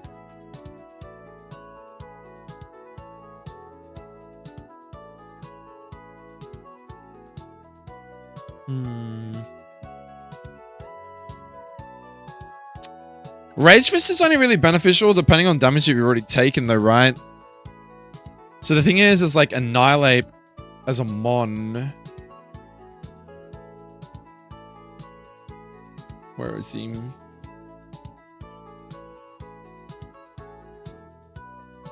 I mean, actually, you actually kind of have decent stats, and your HP bulk's a massive jump. Like, you gone from 65 to 110, so you've nearly doubled in HP. So I think for now that might be okay. The set, the Punching Glove allows you to like not hit things that have things like static, so you can't get paralyzed. Getting burnt from hitting someone with can't think of the ability. Flame Body. Stuff like that. Oh. Drain Punch for sustain because of your HP, which is really nice. And then obviously Thunder Punch, Ice Punch for other things that counter you. But like your main thing is going to be obviously... You got 2 immunities, which is really nice. Fairy, which is most of the time you can fucking hit him with most of your other moves other than Drain Punch. Ghost. Rage Fist. Psychic and Flying. Flying, that's why we got Thunder Punch and Ice Punch, depending on the flying type that comes out, and then Psychic's kind of like, yeah, whatever move. Oh, well, you got Rage Fist for Psychic types, so I think that's a pretty decent tip. I don't think I need to change that. For now, it should be fine. So, Defiant, Punching Glove, yep, Naive. Then we're gonna go level 42 on Blaziken Knight, Burning Bulwark, Thunder Punch, Skype Cut, Blaze Kick, Speed Boost, and Jolly. All right. So right now, I'm pretty confident I have a game completed to Chuck. Because if I go check, yeah. I've got my optional trainer Janine sitting there, ready to give the player Rocky Helmet. If they want to do that fight, you don't have to do the fight, obviously, but if you would like to do it, there's an option to do it. But you have to beat 6 of her mons. And let's have a look. What's Janine look like?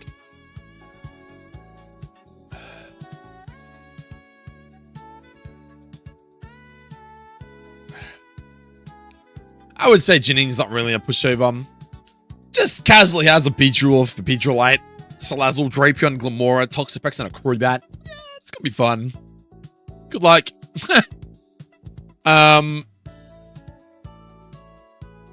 That box is tilting me, man.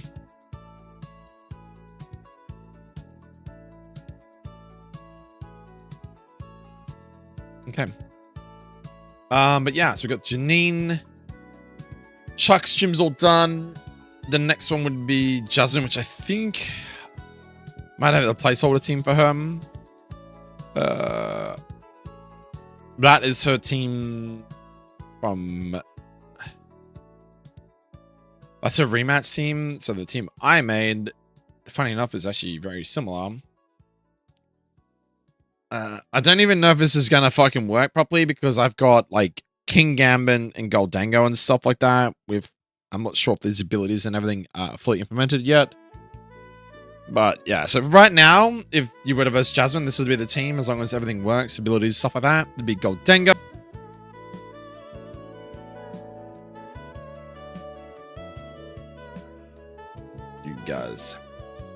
You guys there? My fucking stream just disconnected for a second. That was super random.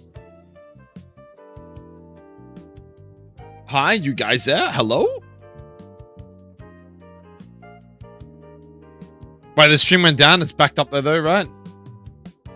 I've got 8 viewers right now. My stream went back up, I'm hoping. Anyway, all right. But yeah, I'm going to assume that this Jasmine fight's going to have to be fixed because I'm going to have a Mega.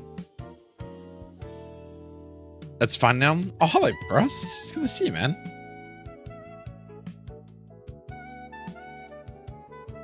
Oh, so item is... Oops, shit. Steel Excite, like that. Yeah, every related gym has one Mega. Every gym. Yeah, well, because I only implemented the Megas yesterday after Morty. So... Morty is the last gym that doesn't have a Mega, and then Chuck is the first gym with a Mega. So yeah, you're gonna have, like, Morty right now is Spiritomb and Azora Kasuian, Ceruledge, Aegislash, Miss Magius into Basket Legion. As long as, keep in mind, like, these newer generation things like Zoroark, Ceruledge, and Basket Legion, I'm unsure if that's gonna work. No Gengar and Morty is far. Well, I could drop one. I just don't know who I'd drop for it, though. I guess I kind of need to keep the ace, too, huh? I've done that for all the other gyms. Like, Whitney is a double gym, but it's a normal fairy type gym, but Miltank's still the ace. Scyther for Bugsy is still the ace, because I opted to use Scizor and stuff. It's just too fucking strong, man. Let's be honest. It's just too strong. Yeah, but I haven't implemented Megas before Morty because I feel like it's too early. I feel like having Megas pre-Morty is too strong, man. Because I'm giving Megas to the player and the AI. That's kind of why I thought Morty is a good point to be the last normal fight. And then the first Mega fight would be Chuck because it's the 5th gym. So you'd have 4 gyms without Megas, 4 gyms with Megas. And then you'd have E4 with Megas. And obviously, late game, you'd have optional battles. They're all going to have Megas as well.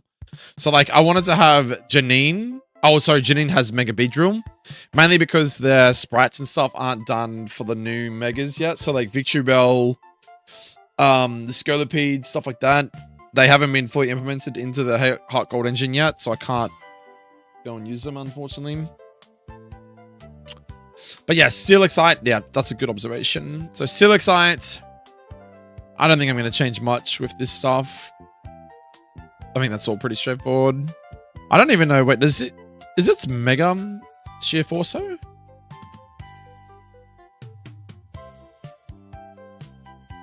don't even know.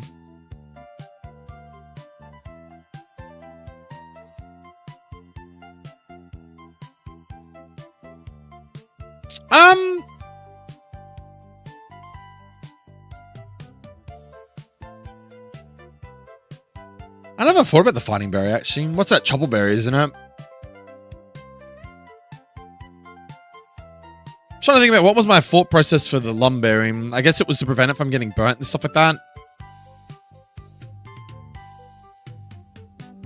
Because it does have, like, Sucker Punch, which is stab, priority. But in saying that, Chopple berry is not that far-fetched either.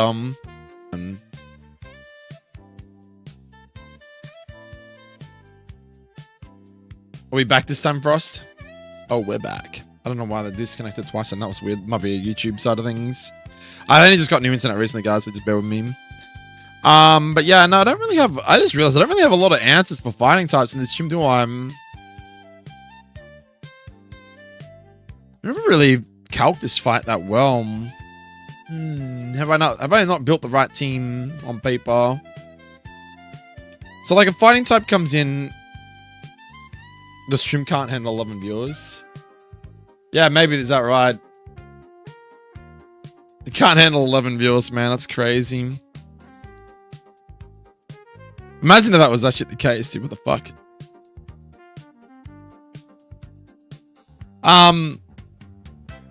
Maybe I'm getting DDoS. Yeah, you're right. You know what? Let's give that a crack. I like that, actually. Chopper Berry. I like that. This is why I like you guys' input, man, because you guys have also played VGC and competitive and stuff like that, and would also have an idea of how shit works. So I'm still excited. I hope I spot that correctly. Everything I think on there is correctly. I think even though you got its ability set to Sheer Force, I think it just naturally changes to whatever its Mega ability is. If I go into Mon Data and type in Mega Steelix, what comes up? Its ability is pressure? Nah, surely not. Is it? No cap. No cap, it's fucking that. Surely not. What?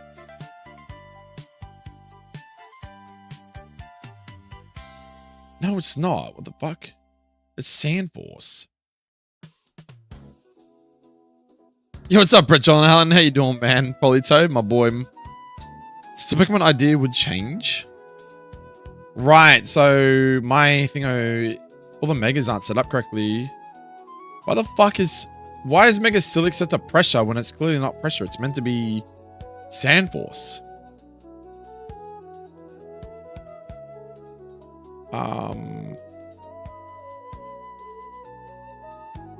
Yo, what's up, Tempest King? How you doing, man?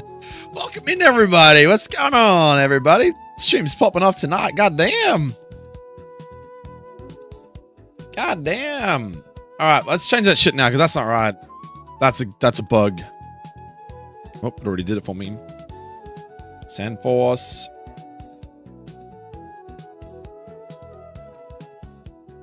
I don't even know if all this shit's set up right. Mega Ampharos, Moldbreaker, Mewtwo Y, Insomnium, Mewtwo X, Steadfast. Surely that can't be right. Pressure on Aerodactyl. I think someone's just lazy and hasn't typed the shit in. Moldbreaker and Mega Gyarados sounds about right.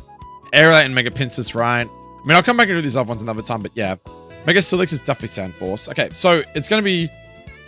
So in here, Voltibor and everyone else, if I'm writing down Sheer Force as its original ability, do I need to type here Sand Force because it's got a Mega Stone? Or do I put down Sheer Force because its original form is with Sheer Force? I'm probably better off typing in Sand Force because as soon as it uses its first move, it's going to Mega Evolve anyway, right? That's how this game is set up. It's not like... The AI is not going to not Mega Evolve. It's always going to Mega Evolve as soon as Steelix comes out. And it goes to use Earthquake, Fire Fang, Gyro Ball, or Ice Fang. So I'm going to assume that you want to just tell the person that's playing this game that Sand Force is its ability. Like, because it's going to Mega anyway. It's always going to Mega. Am I interpreting that right, chat?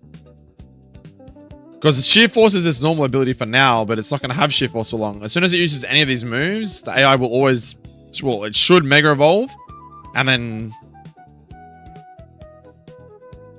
You'd probably want to... Yeah, the only reason why I haven't put Mega Steelix here is because this document doesn't show a sprite and stuff for it. It doesn't show a sprite with it. I don't think so anyway. Let me type something in. Mega...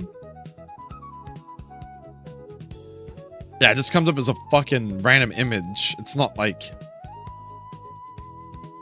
I'm just gonna, for now, put Steelix. I'm gonna change that to Sandforce.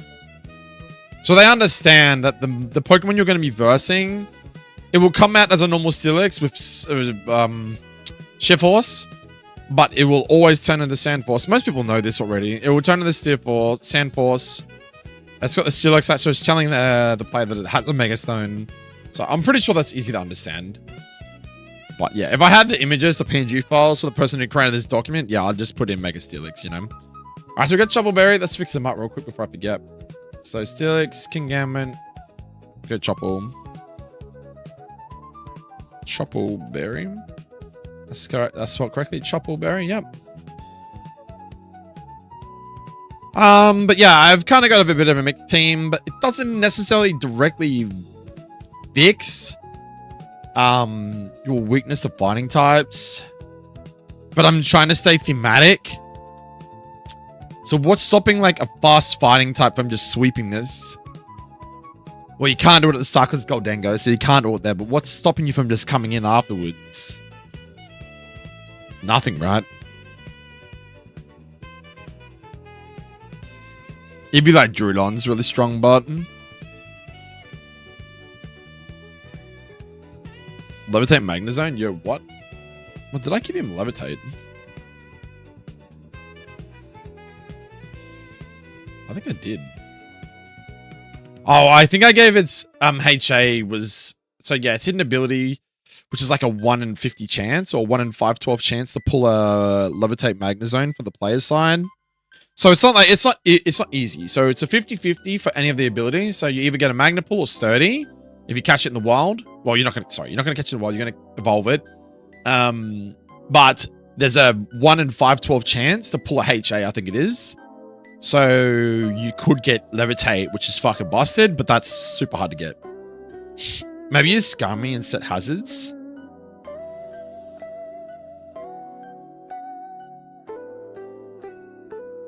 She doesn't use Amphi in the games, right?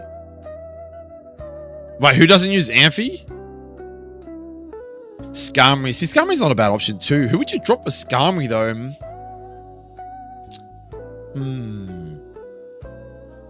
Fuck, it'd be cool if I could like bring in a Mega and run like Mega Skarmory in this fight.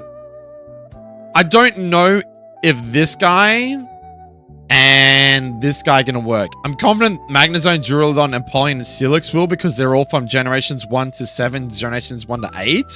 But because Kingambit and Goldengo are the latest generation, I don't know if the engine's fully up to speed with these two mons yet. Kingambit seems a bit strong for her, to be honest. You really think so? What if we like swap Goldengo into Kingambit's spot, put it at 48? Also not very thematic for her. What would you say not thematic? I'm not disagreeing. I just want to understand your thought process because obviously other people are going to play my game. So I want people to feel at home when they're versing these people. You know, they're going to be like, oh, wow, this dude's got a fucking Kingambit. You know what I mean? Like, why do you think Kingambit's not thematic for her? Like, oh, I've literally just picked 6... You'd give her a Tinkertink? Cute girl. Oh, okay. I see what you're saying now. Right. The cute girl vibe. Scarm's not a bad shout, though. I'm not going to lie. It's not a bad shout. Let's have a look at Steel types again. This was a team I just randomly cooked up. It was like ages ago. So, like, what are we lacking on our team right now? I'd say speed is a massive issue we have. Goldengo's probably fine. These two are kind of mid, slow. I think you're mid too. Let's have a look.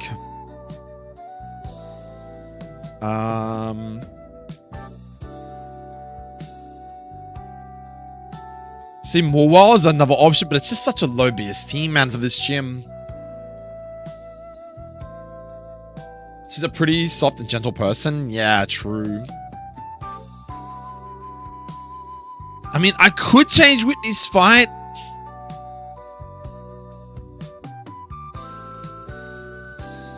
What's this Togue in R74 Mega Morwell angle? Mega Morwell. Yeah, but then... I mean, I guess the ace is Mega Blaziken for this Chuck fight. Which his normal Pokemon is Primeape and Poliwrath. So I've kept them. Made them as best as I can with the options I have had. But I'm not going to put Blaziken as not the ace when it has the Mega Stone, right? And then for Jasmine... Like, Steelix has a Mega, so it's kind of like free. Yeah, so... Okay, well, so what? Are we saying that King Gambit's too strong? Maybe we dumps the King Gambit, put Goldango in that slot instead. Or even, like, Duraludon, because remember, Duraludon is not going to be as good.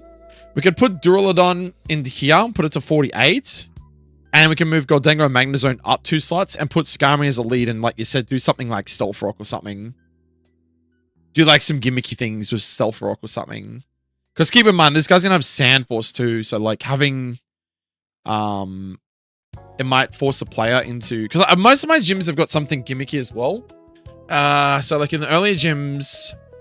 I've kind of gone away from it a bit though. But like if you look at, say, Whitney. My Whitney fight has Misty Surge, Weezing, Galar. It is a double battle though, but I have things like Misty Seed on the Inficent, which is obviously a fairy flanked up in this game. So it benefits from the Misty Surge. Lina Morty, I don't think I had... Oh, sorry, I had the Trick Room strat. So the idea of this team is that, yes, I know Zoroark is fast, but Spirit Tomb would determine, if they are smart enough, determine how fast its opposition Pokemon is. And it would either hit Trick Room, it's needs to be faster, or if the other Pokemon's slower, it wouldn't hit it and it would just go for damaging moves, or it would use Will-O-Wisp instead. So then the idea is I don't want this just being a full Trick Room team, because then the player can just be like, oh, well, once Trick Room's gone, you're fucked and you're going to have no mons that outspeed mine. But guess what? Hisuian Zoroark is fast as shit, so is Ceruledge, and so is Miss Magus. So the Trick Room kind of benefits like Aegislash and Basculin Legion. I think Ceruledge is kind of mid-tier though as well. I don't think it's fast as, say, Miss Magus and Zoroark. So its gimmick is kind of play around Trick Room a little bit. This one's a play around Misty Surge a little bit.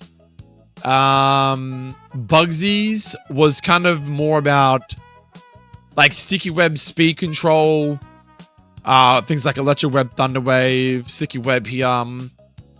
You know, mons that can just U-turn constantly, which is really fucking frustrating for the player.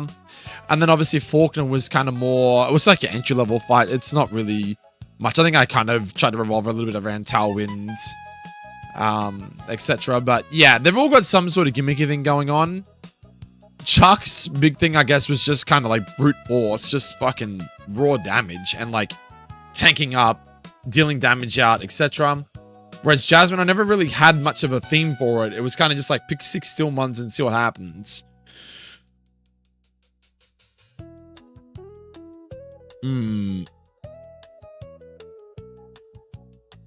Sandstorm Steelmon.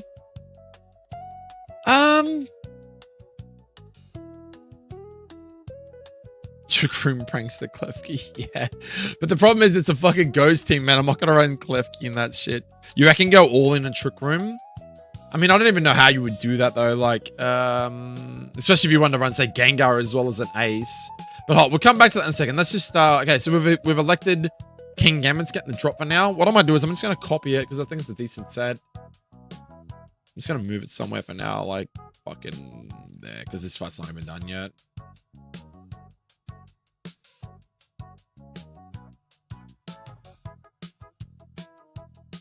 So we'll go... I think we just move... I think Duraludon gets a nod for that one. We go 48. And the reason I'm saying that is because... it's just gonna suck for Goldango, because I had Goldango as a lead for a reason. Because Goldango lead...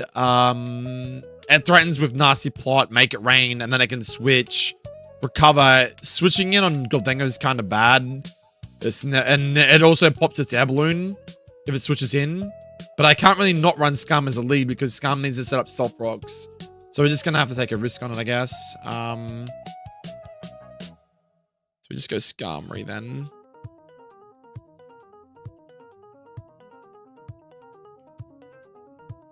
And the good thing about this is now we have a neutral to fighting and a neutral. Well, we can't get hit by fighting type moves. So now we don't have 6 mons or 5 mons that just get blown up by fighting types. So they can't lead a fighting type to just sweep this fucking gym. I was talking about Steel Gym. Trick Room pranks the Klefki.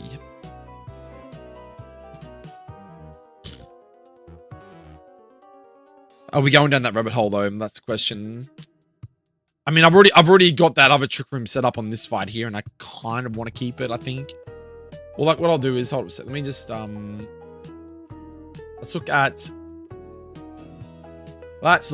Ghost, speed. So we're looking at Miss Mages, which obviously falls into the super fast tier. True Ledge is 85, so it's not super fast, but it's up there. I think Zoroark is kind of fast though, right? Yeah, so he's up here. So you basically got like kind of 3 fast mons, and then I believe Basculegion. I mean, the only really way you could probably play into the slow tier, I guess we could swap one of them out for, say, Palisand. Palisand's decent. I never thought about Palisand, actually. I could run Palisand. You've got things like Marowak at Alola. Marowak at Alola could probably replace Cerulean. It's just a big drop BST-wise. Things like Golurk is actually pretty good now. Trevenant's another thing I didn't really consider. And at least the speed would be better suited for the fight. What would you drop though? Man, I'm going to be changing all my teams up before I even get to fucking use them, man. But like, that's the thing though. Like, if I commit to that fight... oh, that was the other reason why I had Miss Mages, sorry. It's because Miss Mages' purpose for this fight is that if the shit was hitting the fan... yes, I know you're faster, and if the opposition has a mon that is slower, it would move first. But the idea is that you can actually trick room back, so that the idea is that everything returns back to normal dimensions, so that you're now faster with the Zoroark and the Ceruledge than your opposition. So if the player was to play too much into the trick room strat, the AI could go, well, hold up a minute, I'm gonna fucking switch back. And now I've got 3 mons that are faster than your team because you fully committed into Trick Room. I think that's the reason why I had it set up this way, was so that it doesn't fully commit the Trick Room and it can pivot back into a normal scenario if the Spiritomb Aegislash and Basculegion couldn't hold up the fight. You know what I mean? And Trick Room's only like 5 turns anyway. So that's another thing I considered too. What I could do is maybe just drop one of these 2. Leave Miss Mages there so I could still run that strategy. And maybe drop one of these 2 for a slower mon, so that you have 4 mons that fit into the Trick Room strat. And then you have 2 mons that kind of go, well, if Trick Room runs out, we can still outspeed your mons and deal damage and do shit like Mystical Fire, Shadow Ball, Bitter Blade and stuff. You know, I like the Zoroark Hisuian just because of the U-turn strategy and whatever, but you're kind of using U-turn quite a lot in Bugs' gym, so I guess it's not as important for this fight. Just trying to think, like, I could run... Grand Ghost is not really stepping anyone's feet. And neither is Trevenant either. They've got good tack. They're both very, very similar in stats too.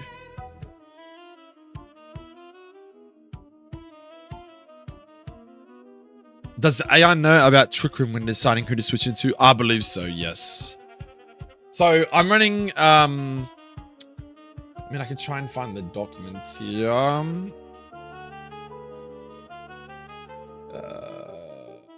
What would it be?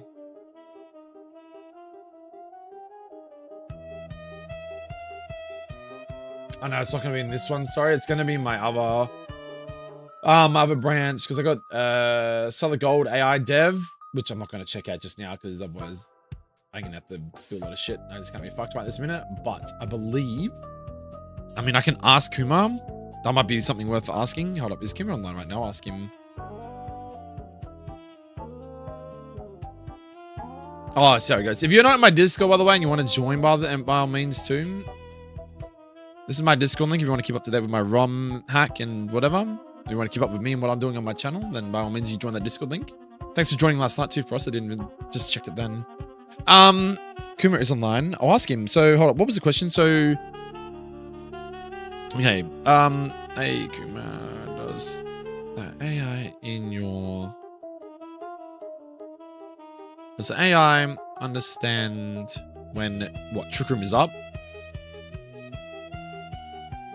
Who to switch into based on their speed, etc.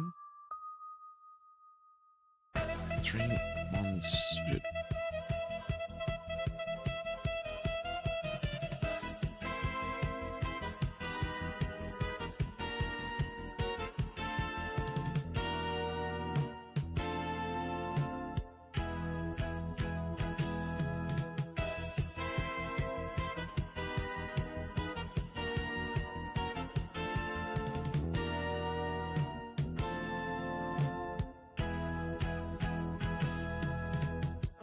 I'll see if he responds. I mean, sometimes he watches my stream, but I don't think he's here right now. Man, nearly 20 viewers. Yo, what's up, everybody? Hey, Dr. Nuke. Okay. Thanks for hanging out, everybody. Appreciate you guys. Big time. Crazy, man. YouTube's pushing. So, I mean, that's something that I thought in my head. I just assume that's what it does. But that is a very, very good question. I just don't see why Miss Megan would set up Trick Room ever. She Chikoro's everything, doesn't she? No. So, okay, so what I'm trying to say is that, let's say Trick Room is up on the field, and you're in a situation where the AI decides that it's going to use, say, Spirit Tomb Aegis / say, Basque Legion, right? I think Basque Legion wants to be used as last as possible because obviously of last respects, it does more damage based on the amount of Pokemon that have been fainted. But that's the same Miss Mages does come out because it probably, I don't know, the AI sees it's got a good type matchup. Right? So the player manages to bait this thing out. If it sees that the speed control right now is the other one is faster than it, but it can manipulate the speed by using Trick Room to reverse Trick Room back to normal again, because it sees that it will outspeed it once Trick Room is reversed, it will use it to get the speed advantage, and then it will proceed to go into any of these moves to see if it sees like 2-hit KO, whatever, right? And what I'm getting at is that now benefits these two guys. So what I'm saying is it's not just a one-dimensional team where you're like, I'm committing to Trick Room. And as you know, in like VGC and stuff like that, once someone commits to it, if all your mons are slow as fuck and you have no one to set up Trick Room, you just lose the fight because the opposition just outspeeds you and either 1-hit KOs you, 2-hit KOs you, or they just status move you, whatever. So what I'm getting at is that like you have Spirit Tomb as your main Trick Room arm because it's slow and it wants to set it up, right?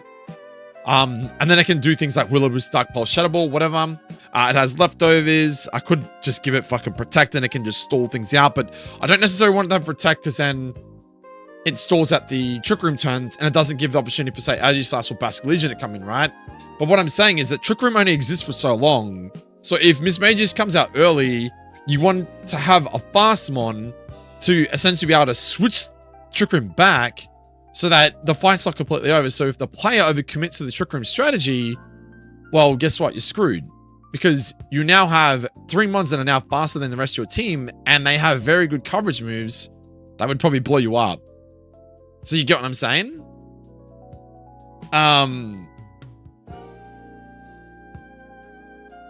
Yeah, so the question I asked Akuma, he's answering now, was, does the AI understand when Trick Room is up and who to switch into based on their speed, etc.? I've got 3 mons suited for Trick Room, and then 3 fast ones for when Trick Room runs out. But Miss Mages who can Trick Room back to normal dimensions, and was trying to see if my strategy for the AI would work. So apparently, yes, speed works. I fixed some bugs a few weeks ago, where the AI did not read the correct stats, though. Okay, so, alright, so that just means... That's good. Just means... I'd have to update to the latest AI then. Okay, so yeah. So I think in theory this works. And I just wasn't sure if we really wanted to go down that fucking path of just 6 slow mons and you only have like one Trick Room setter and Trick Room runs out and then it's GG's, right? It's 6 fucking Pokemon. It's a big fight. It's 6 Pokemon. Hold on a second.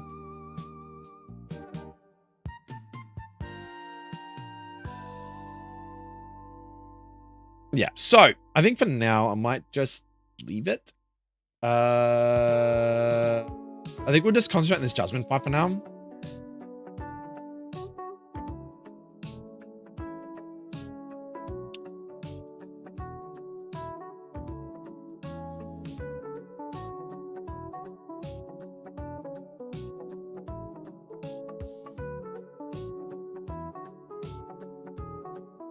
Even calcs in Unburden plus terrains plus seed. Oh, wow, okay. Okay, well, there you go. So it even calcs in things like Unburden, terrain, and speed. So if for some reason, say in this fight, the AI, so these guys, would calculate when you as a player, if you've triggered Unburden, things like that, and it could obviously determine where it wants to be. It's like, well, hold up. I don't know if the AI would necessarily determine that, okay, my remaining Pokemon are both fast ones, including myself. I'm in a Trick Room.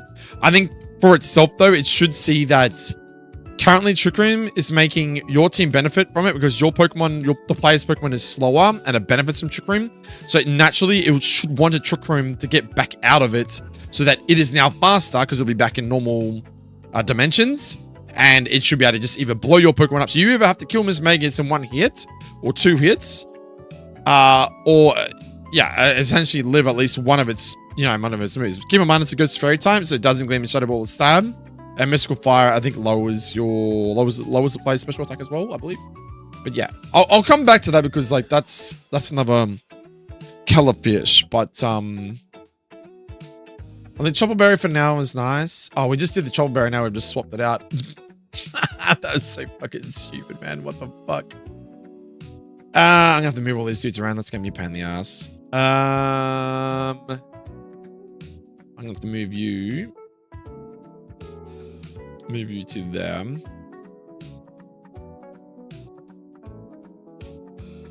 Because Duraludon is kind of like a first evo, so like I know it's got EV, but I think having it at 48 is a bit better than having like Goldango at 48 because it's already got some cracked shit. So, all right, we'll do that. And then we'll move Goldango. Where Duraludon was. Cool. So we got Steelix. Yep. Duraludon, Empoleon, Goldango, Magnezone, and now we're going to change you to Skarmory. Which I haven't even finished off your set yet. Okay, so Skarmory, I think it's sturdy, isn't it, from memory? Without even looking at it, I'll finish the Skarmory off first. Because at least this fight's done. I can always revisit. What's it call it? The other fight. And going Scum too gives us a little bit of speed as well, right? Because what's Scum? I mean, it's not super fast, but it's respectable, I guess. Mega Scum would be so dope though, man. Holy shit. Alright. And yeah, most physical ones are generally physical, so you're never blowing this thing up. No way in hell. What are you? You are susceptible though? You are scared of something electric blowing you up, I guess, or like a special fire type move. So definitely sturdy is definitely the way to go here. I don't think there's ever a scenario where weak armor is better, but I could be wrong. I could be wrong here. Can I not spell Stealth Rocks correctly? Is it Stealth Rocks or just Stealth Rock? I think it's Rocks. Anyway, I should just double check down here. Is it an S on the end? Might have been special.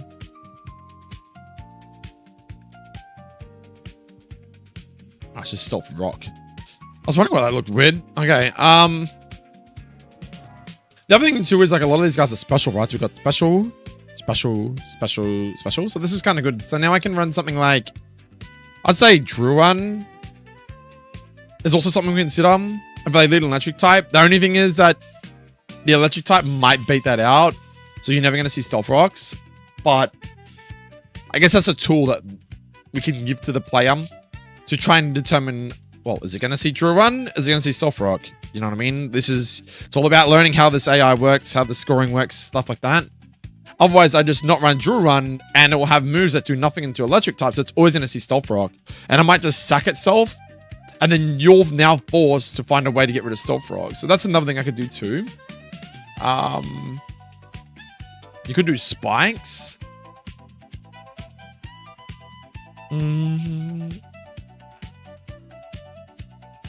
What's more important here? What's more important? What is more important here? Stealth Rock or spikes? Like, what's more efficient?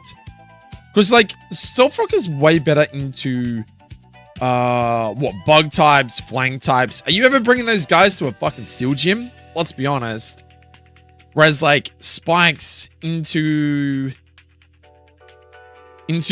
what predominantly you want to bring fighting types, ground types to beat these guys.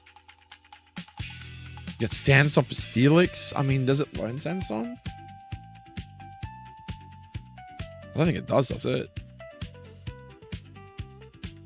Where are you getting this Sandstorm from, bro?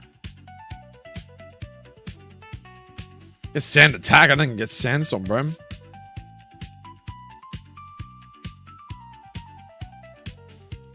If it gets it, yeah, I don't think it does, unfortunately. I mean, this is just generally looking at the most recent.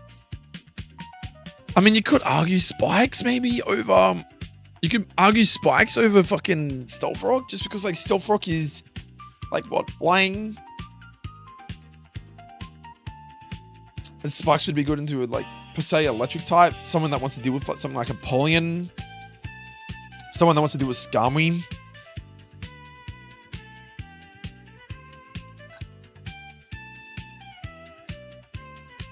Oh, it is that shit. There you go.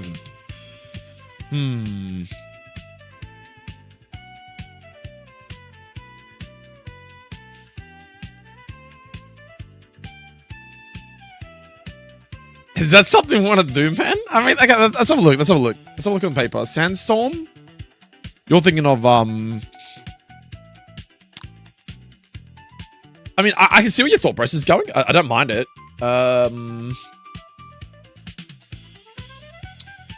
What's the fuck called though?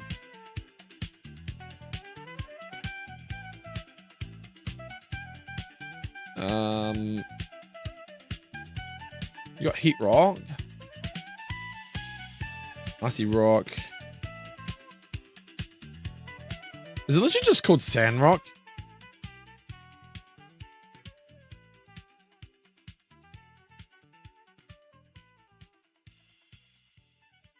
What's that actually called?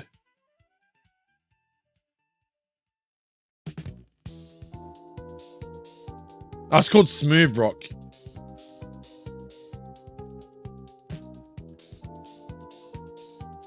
Extra Drill joined the fray. Ooh.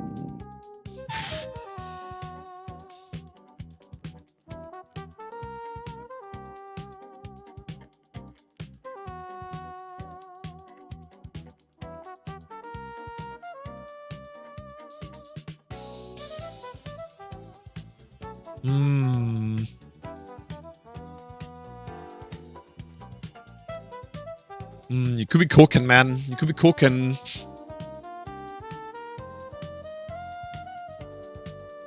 You could be cooking, my friend. Okay, well, let's have a look at, say, what Skarmory's set could look like then.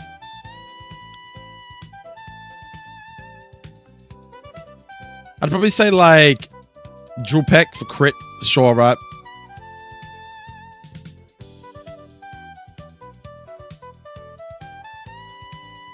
Drill Peck, Drill Run, and then what, like, Steel Wing, maybe some cheese for, like, extra fucking defensive stats. You got one status move, Smooth Rock.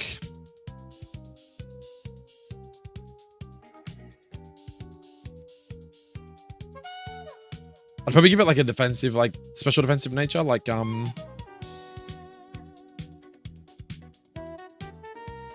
Careful. Which we haven't used. Yep, perfect. Not that you live like a solo electric attack anyway.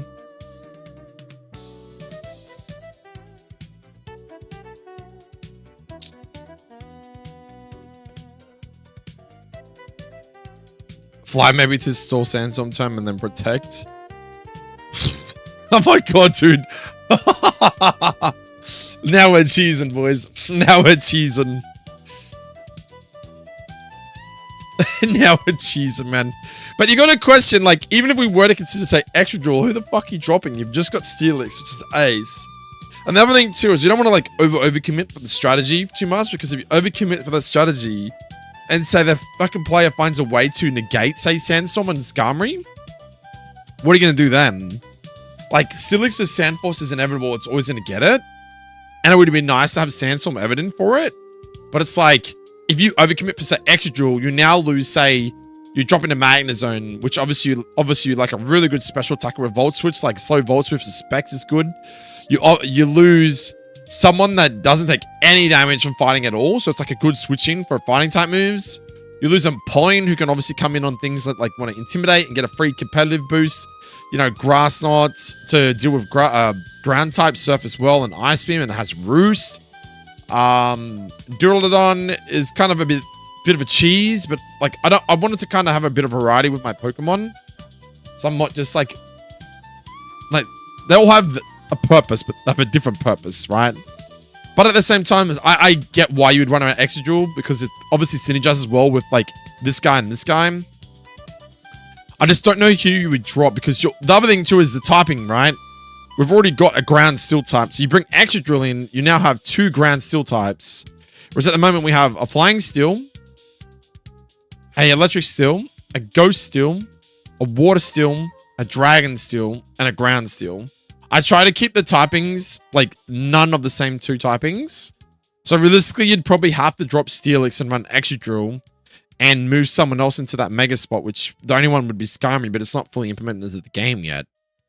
That's why, like, in this one, you've got, like, Fighting Psychic Gallade, you've got Fighting Poison Sneasler, Fighting Steel Lucario, Fighting Water Poliwrath, Fighting Ghost, and then you got Fighting Fire. So, like, they're all different. That's what I've tried to do, is I've tried to keep the typings separate. I know you got Ghost Water, Ghost Fairy, Ghost Steel, Ghost Fire, Ghost Normal, and Ghost Dark. What is it? Fairy Poison, I think. Delcadia is now Fairy Normal in my game. Yeah, this shit's a bit mixed because I went for Fairy or Normal typings. So it's normal fighting for low punny, but it's a normal type still. Fairy Flying, Fairy Steel. I think Miltank's just normal, right? I don't think I changed it. I'm pretty sure I left it the same. Can you imagine a fucking Miltank who's like very normal? Yeah, so you got a normal type, and a normal type, a fairy type, a fairy type, and a fairy type. So that's why that gym's like that. And then obviously Bugty is like, Bug, but it's Bug Water, Bug Ghost, Bug Electric, Bug Rock, Bug Fighting, Bug Flying. So like I've tried to, thematically keep them all, not doubling up on typings, I think is the word I'm trying to get at here. Does a lower than Dugtrio get Arena Trap? Yeah, but the only thing with Dugtrio though is does it offer much of a presence here?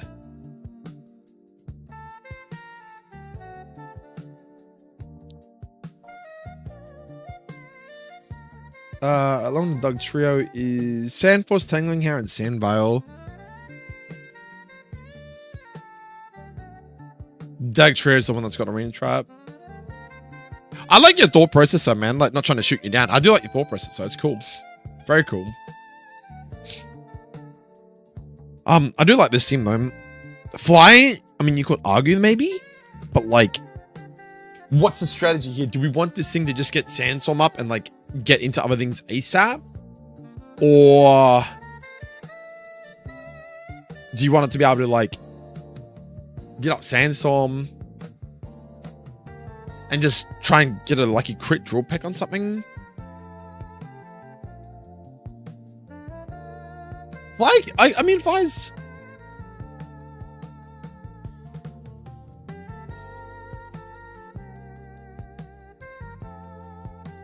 Yo, the rock, the spice and the rock. Like, it's hard because, like, you're never going to get 2 loads of spikes off.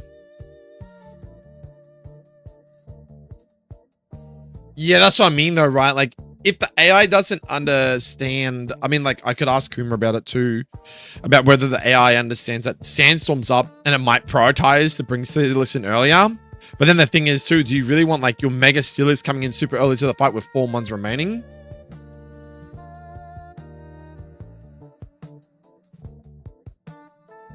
I guess we prevent Sunset up with it. I mean, yeah, that is true. You prevent Sunset up, and Skarmory's not the fastest, so most fire Sunsetters. What are we looking at? Like Drought Ninetales is decently fast. I think it's faster than Skarm. Like you look at, say, Ninetales.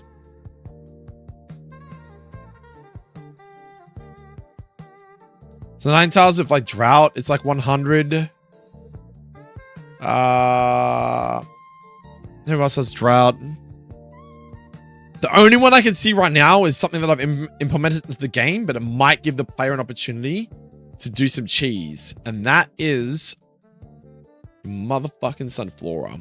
Because Sunflora in my game, its HA is literally, have a guess, Drought. So the thing is, though, like Sunflora in this gym, into Skarm, it will get Drought off, so then you can cancel it with Sandstorm. Sunflora is slower. So, what's your speed? Your speed's 40, so Skarmory is faster. But he might also see Drill Peck as kill. So he might also go for that. So that's just something you got to think about too. If you see that you die to Drill Peck on Skarm and he's faster, he mightn't even hit Sandstorm. He might just go for Drill Peck. And you have to either A, risk crit and lose Sunflora on the first turn, but you've got Drought up at least, right? But then Skarmory's alive and he can just use Sandstorm next turn. So that's what I'm saying. Like, Sunflora is an answer because it's slower to get Drought up. But it doesn't matter because it's always going to get Drought up because it's fucking its ability. Like, Skarmory has to use Sandstorm. So what I'm saying is that Sunflora might be a good lead, but then you're forced to switch out. And the AI, sorry, not the AI, the player might have to bait the AI into using Drill Peck so it never sees Sandstorm. See? That's a tool that we could give the player, but I don't want to give all my secrets away just yet, so we won't tell everyone that one. But that's just something I thought off the top of my head.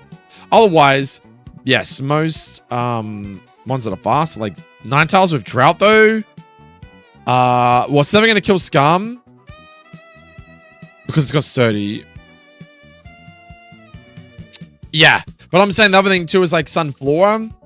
Sorry, not Sunflora, fucking Ninetales into this fight. It has 30, bro. Unless you get lucky and you burn it. 9 times out of 10, it probably just sets up Sandstorm. Because it's not going to see a kill of anything else unless it sees a kill of Drill Run. I'm just trying to think what else has Drought. I mean, technically you can use your Mega at the start of the fight. You don't have to wait till Steelix comes out, so what's stopping the player from getting a fucking Zard with a Megastone? Maybe I just don't give him the Megastone for Zard until late game. Otherwise, I feel like Zard can just walk in here and just like fucking wall half his fight.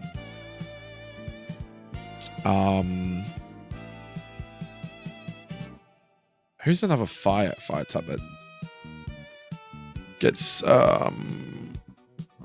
Drought? I think it's something like Torkoal, but Torkoal's slow. Torkoal, Sunflora are both slow with Drought. I think is it Zard X or Zard Y? I think it's Zard Y gets it. I think Zard X gets like Tough Balls and something else. You got people that can obviously set up fucking, what's it called? Sunny Day, etc. But that's obviously a bit of effort to do that.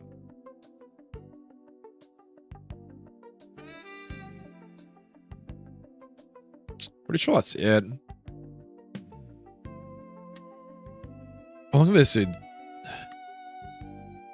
So that's something like, I don't have to like read too much into it, but like if the fights are like super easy and there's like an easy way to cheese up fight, Scum might want fire cover. Yeah, well, that's what we're talking about, this whole smooth rock thing for Sandstorm, but it's like, is it really that much? Is it? You know, I can run like an Orca Berry, but you're always living one hit unless you get burned. You know what I mean? So you could run like an Orca Berry on Scum instead of Smooth Rock. And Sandstorm's just an option. It doesn't have to commit for it, but it's an option that it can set up for Steelix. Or it can set up in a way that all your Pokemon don't get hit by the Sandstorm, but, you know, the opposition does, you know? I could run one of these guys. I got like Recover Goldengo, for fuck's sake. I could run like Protect on this guy so he's getting free leftovers. I just kind of thought Bruce was nice. How do we finish Scum off him?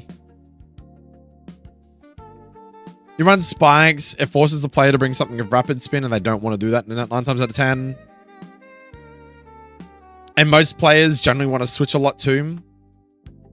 So if you're forcing Spikes out, and they bring Flying types, which are fine in a Spikes, but they do nothing into this gym, you have decent counters for Flying types like Thunderbolt, Volt Switch.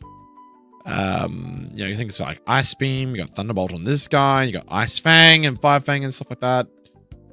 So like maybe Spikes could be this strat.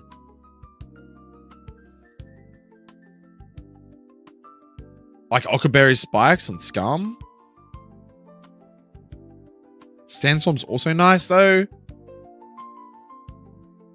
It doesn't just benefit the Steelix, keep in mind though. Sandstorm, oh no, it's on rock types I'm thinking of. Sorry, rock types get a special defense boost, don't they? So rock types will get a special defense boost in Sandstorm. So for like steel type, like for a steel type gym, probably not as much. It's just decent chip damage onto your Pokemon. And it obviously boosts the Steelix. Fuck, I don't know now. Like I said, I originally thought Stealth Rock would be nice. But like, let's be honest, how often are you going to bring a Bug or Flying type into this gym, right?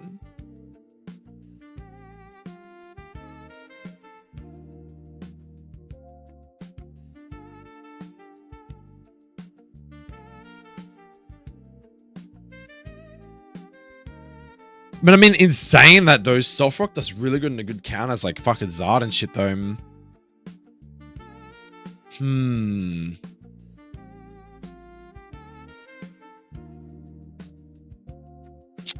Like things that naturally counter this gym, like Talonflame, Zard, like fucking a lot of these fire flying types. Like Stealth Rock's gonna be decent into them for starters. Maybe Stealth Rock is the play. Because like going Spikes doesn't really help you that much. Like what does Spikes prevent? Because all your mons are weak to ground type moves except for like fucking Air Balloon Goldengo and Levitate Magnezone, right? So Spikes doesn't really benefit you in that much. So realistically, I think it's a toss up between Sandstorm for the benefits of like not getting hit by the Sandstorm and boosting the Steelix. Or you run Stealth Rock to kind of deter your fire counters. And then and Stealth Rock has a single turn, whereas Spikes, like realistically to get the maximum use out of it, you gotta use it twice. If you run Stealth Rock though, we don't have to run Smooth Rock for the Sandstorm, and I can run a different item. I could run like anything. What do you guys in chat think? Stealth Rock for like a decent Zard coverage. Like it's not just Zard, but like a lot of these things that are gonna generally do good into them. Because like right now, Talonflame into like Steelix is busted. Like I know these flying types, obviously there's weaknesses like Volt Switch, you got Thunderbolt on Turaludon, etc. But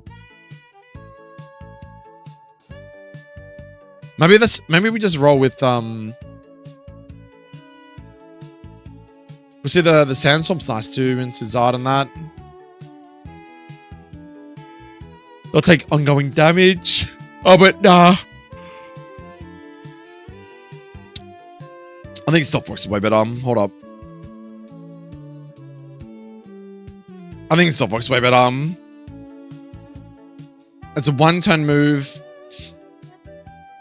But it just means that you'll go, like, they can lead Zard though, right? What if we were to run like Scummy was sturdy and like Drill Peck, Storming.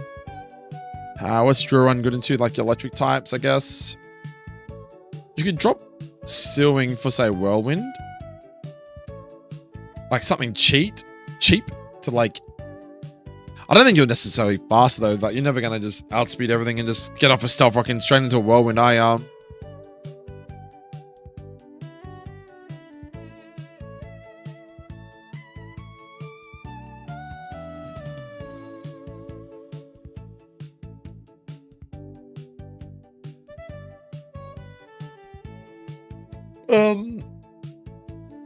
You got like Citrus Berry.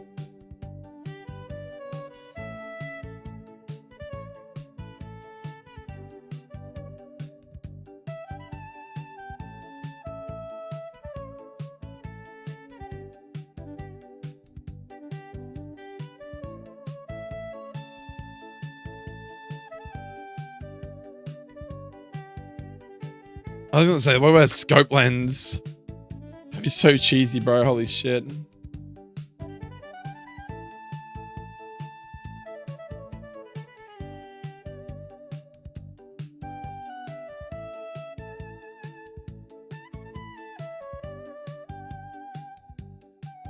It does have the Whirlwind. That's interesting.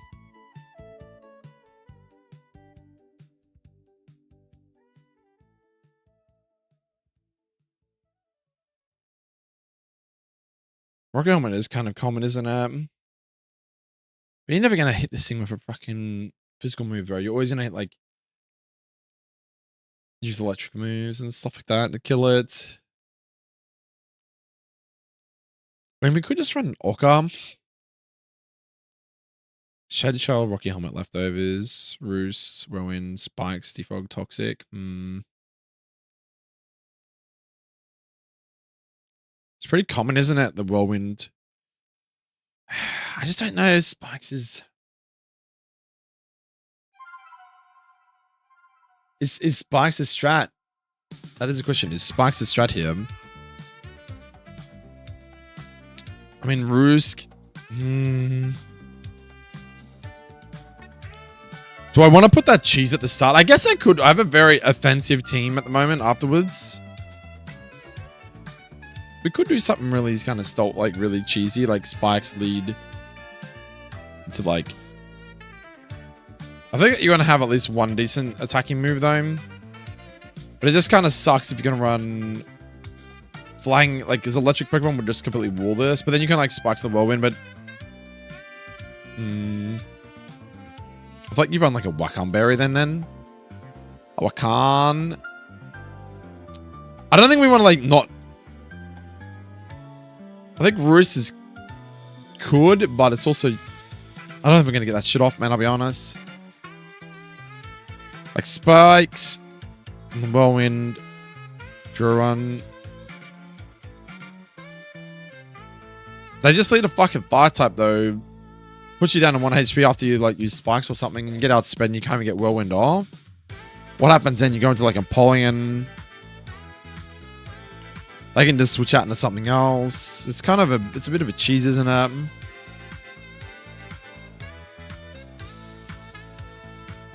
Even if you go Stealth Rock first though, you're still gonna get slapped by a fucking fire type though.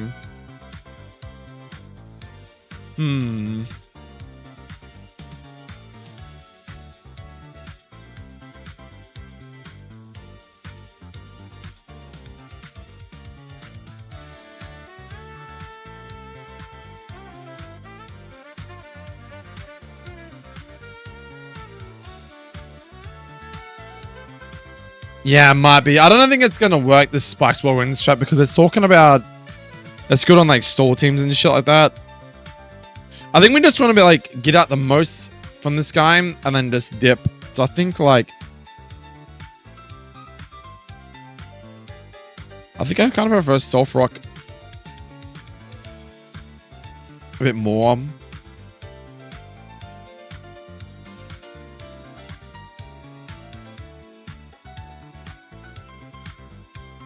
Like Stealth Rock or Spikes, but Spikes doesn't affect a lot of the common fire types that you're going to see in this fight. Like if they get Zard or they get Talonflame, but then like at least Stealth Rock will also hit all the fire types regardless, right? Regardless if they're flying or not, it will just hit the flying types a lot stronger.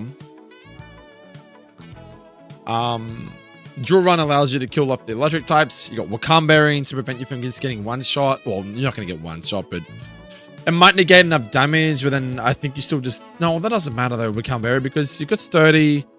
And if you run Wakam you're still going to die to 2 shots of electric moves anyway.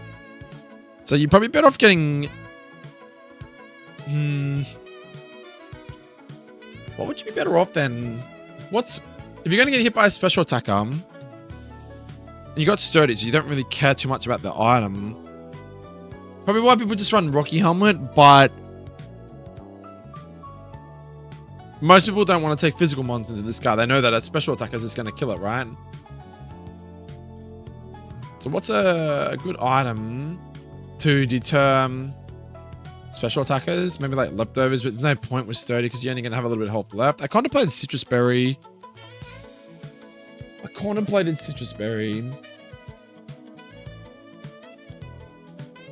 That's why I kind of thought like Scope Lens would be kind of funny because like, Scope Lens with like Drill Peck and Drill Run is kind of cool.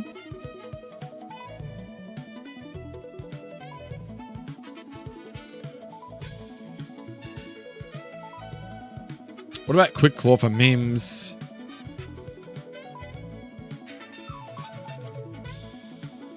Imagine if you got that Quick Claw off, that'd be fucking amazing, right?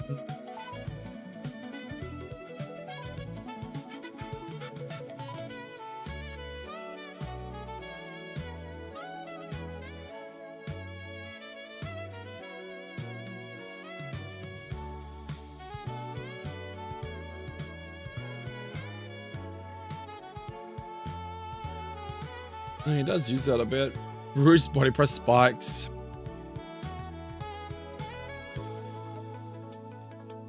I mean, he doesn't really have a crazy attack set, does he? What if we did that? What if we went body press? Spikes is the most common thing. You do see stealth up a little bit. Body press is decent. Drill Run for your electric counters. Drill Peck for stab, I guess. Stealth Rock for your fire, because you're not gonna be able to cover everything.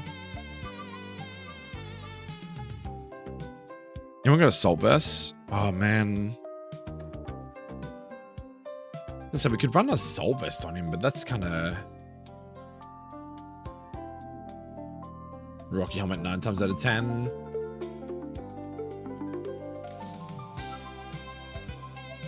I mean, it would actually kind of be thematic, I guess, in a way. What if we did something like that? Rocky Helmet. So Stealth Rock, you threaten with Stealth Rock. You don't want people to hit you because you're physically strong and you have Rocky Helmet. But then, like, they're always going to hit you with special moves anyway. You got, like, Drill Run for, like, your fire and your electric counterparts. So you might not even see Stealth Rock if you see Oko. Body Press for some other cheese and then Drill Peck. I don't even think Drill Peck's really that efficient here.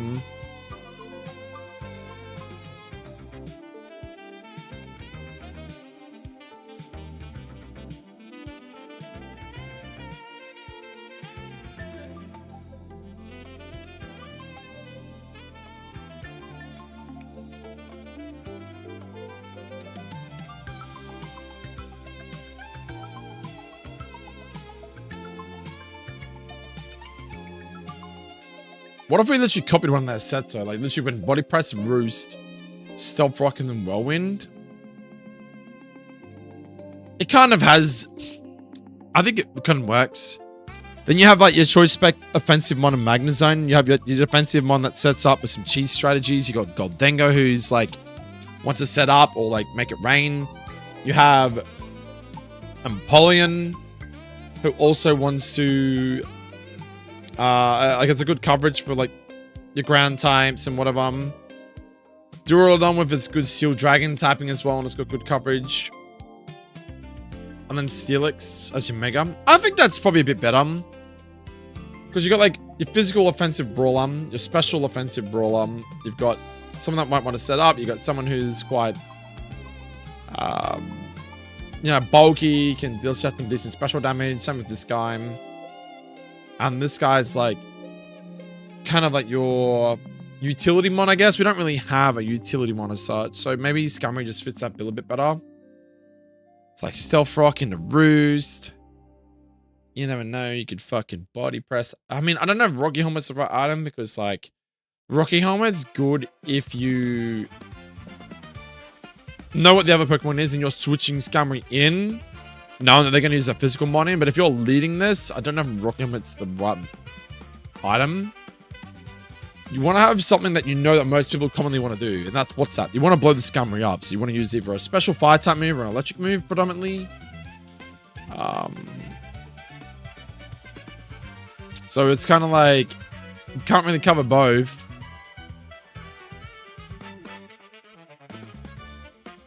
Citrus would cover you from getting burnt. Lumberry would prevent you from getting burnt or paralyzed as well.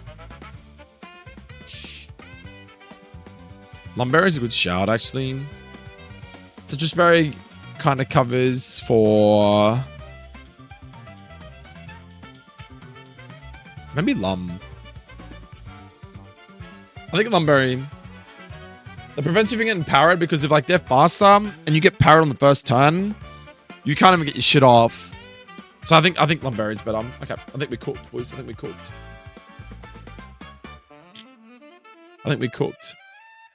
Let's roll with this for now.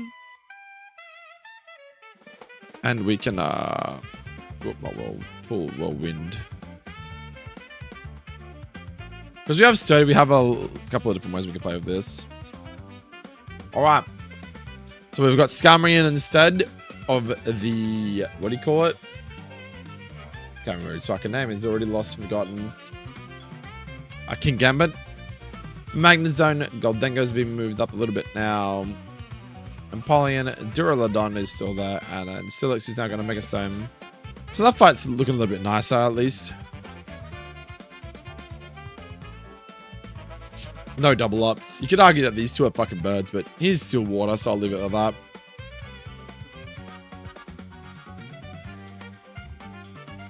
So cool. Theoretically right now, we technically have a judgment fight done. The game is completed up to Chuck now.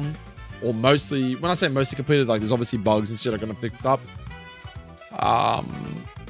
Is there anything else I want to do right this minute? I mean, I could look at Levine City.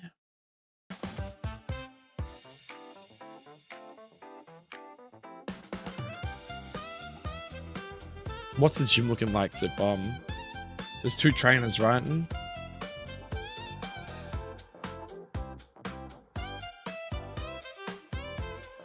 I mean, you could argue that we make these 2 double battles. Would that be something you guys like to see? Back-to-back double battles into a Jasmine fight. Because the last gym was like 4 singles. Or you get forced to do at least 3 singles into Chuck. What if I gave you like 2 double battles? Put an NPC on this side and one on this side. And we had 2 double battles. Doubles, and then a singles battle against Jasmine. Would that be kind of cool, chat, or what? What do you reckon? What do you guys reckon?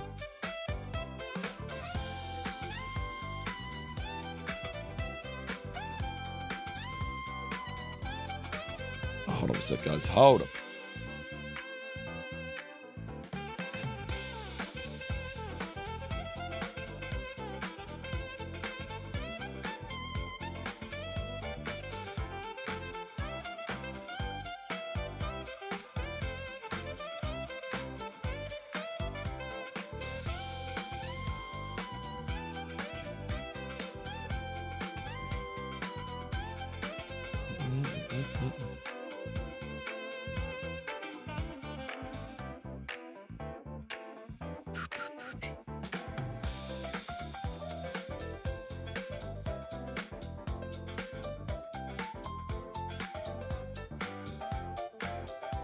Thanks for hitting that like button too, guys. Appreciate it.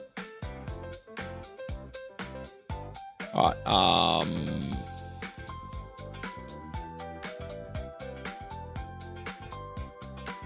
All right. I think I'm done a decent amount of progress tonight. Did those fights. Refixed up Chuck's fight a little bit. Not Chuck's fight, sorry. Jasmine's fight. It's like nearly 4 in the morning for me. That's all, guys. I think the next steps when we stream this next is probably do this double battle. I'm going to assume maybe double. I mean, I could do 2 really hard single battles and just give them 4 ones each. Maybe it's either that or just 2 doubles into Jasmine. But I feel like that's a nice little change. I think the team before was very like with the King Gambit, it was very fucking strong. At least this provides a little bit of pressure now. It provides like a utility mon as well. You got your offensive special attacker. You have someone that's kind of the same but can set up a bit more. Someone that's kind of like neutral, bulky, revolves around leftovers. Same with this guy. That's what his whole Eviolite vibe with good status, good typing with the Dragon Steel typing. And then obviously you're going to have your Mega Steelix, which is obviously just like the BST haul. So I think a paper's not bad. And then we can obviously come back and revisit this if we think that stuff needs to be changed. But I kind of don't mind the whole half-half strategy with the Trick Room. I think where everything's sitting right now, it's kind of decently balanced. Obviously after Jasmine to be Price. But Price, I haven't even looked at him yet. As you can tell, he's got the original team. Seal, Dugang, and Poliswan. So it is what it is, boys.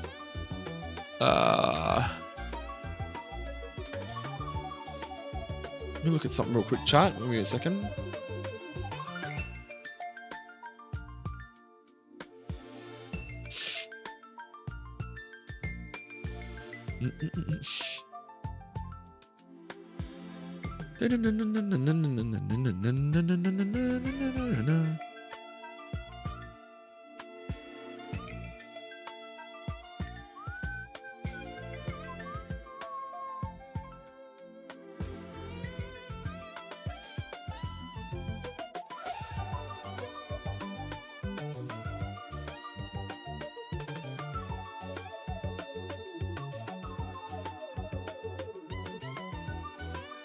Yeah, okay.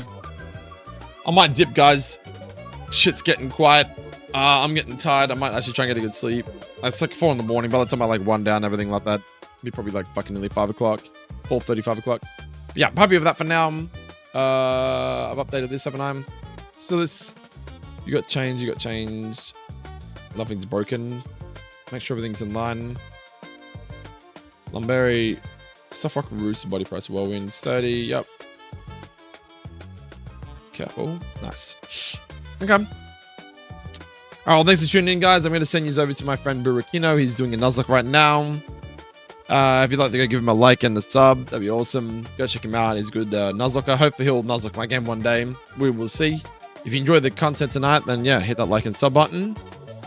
And yeah, I'll probably see you tomorrow. Thanks for hanging out, guys. See you tomorrow.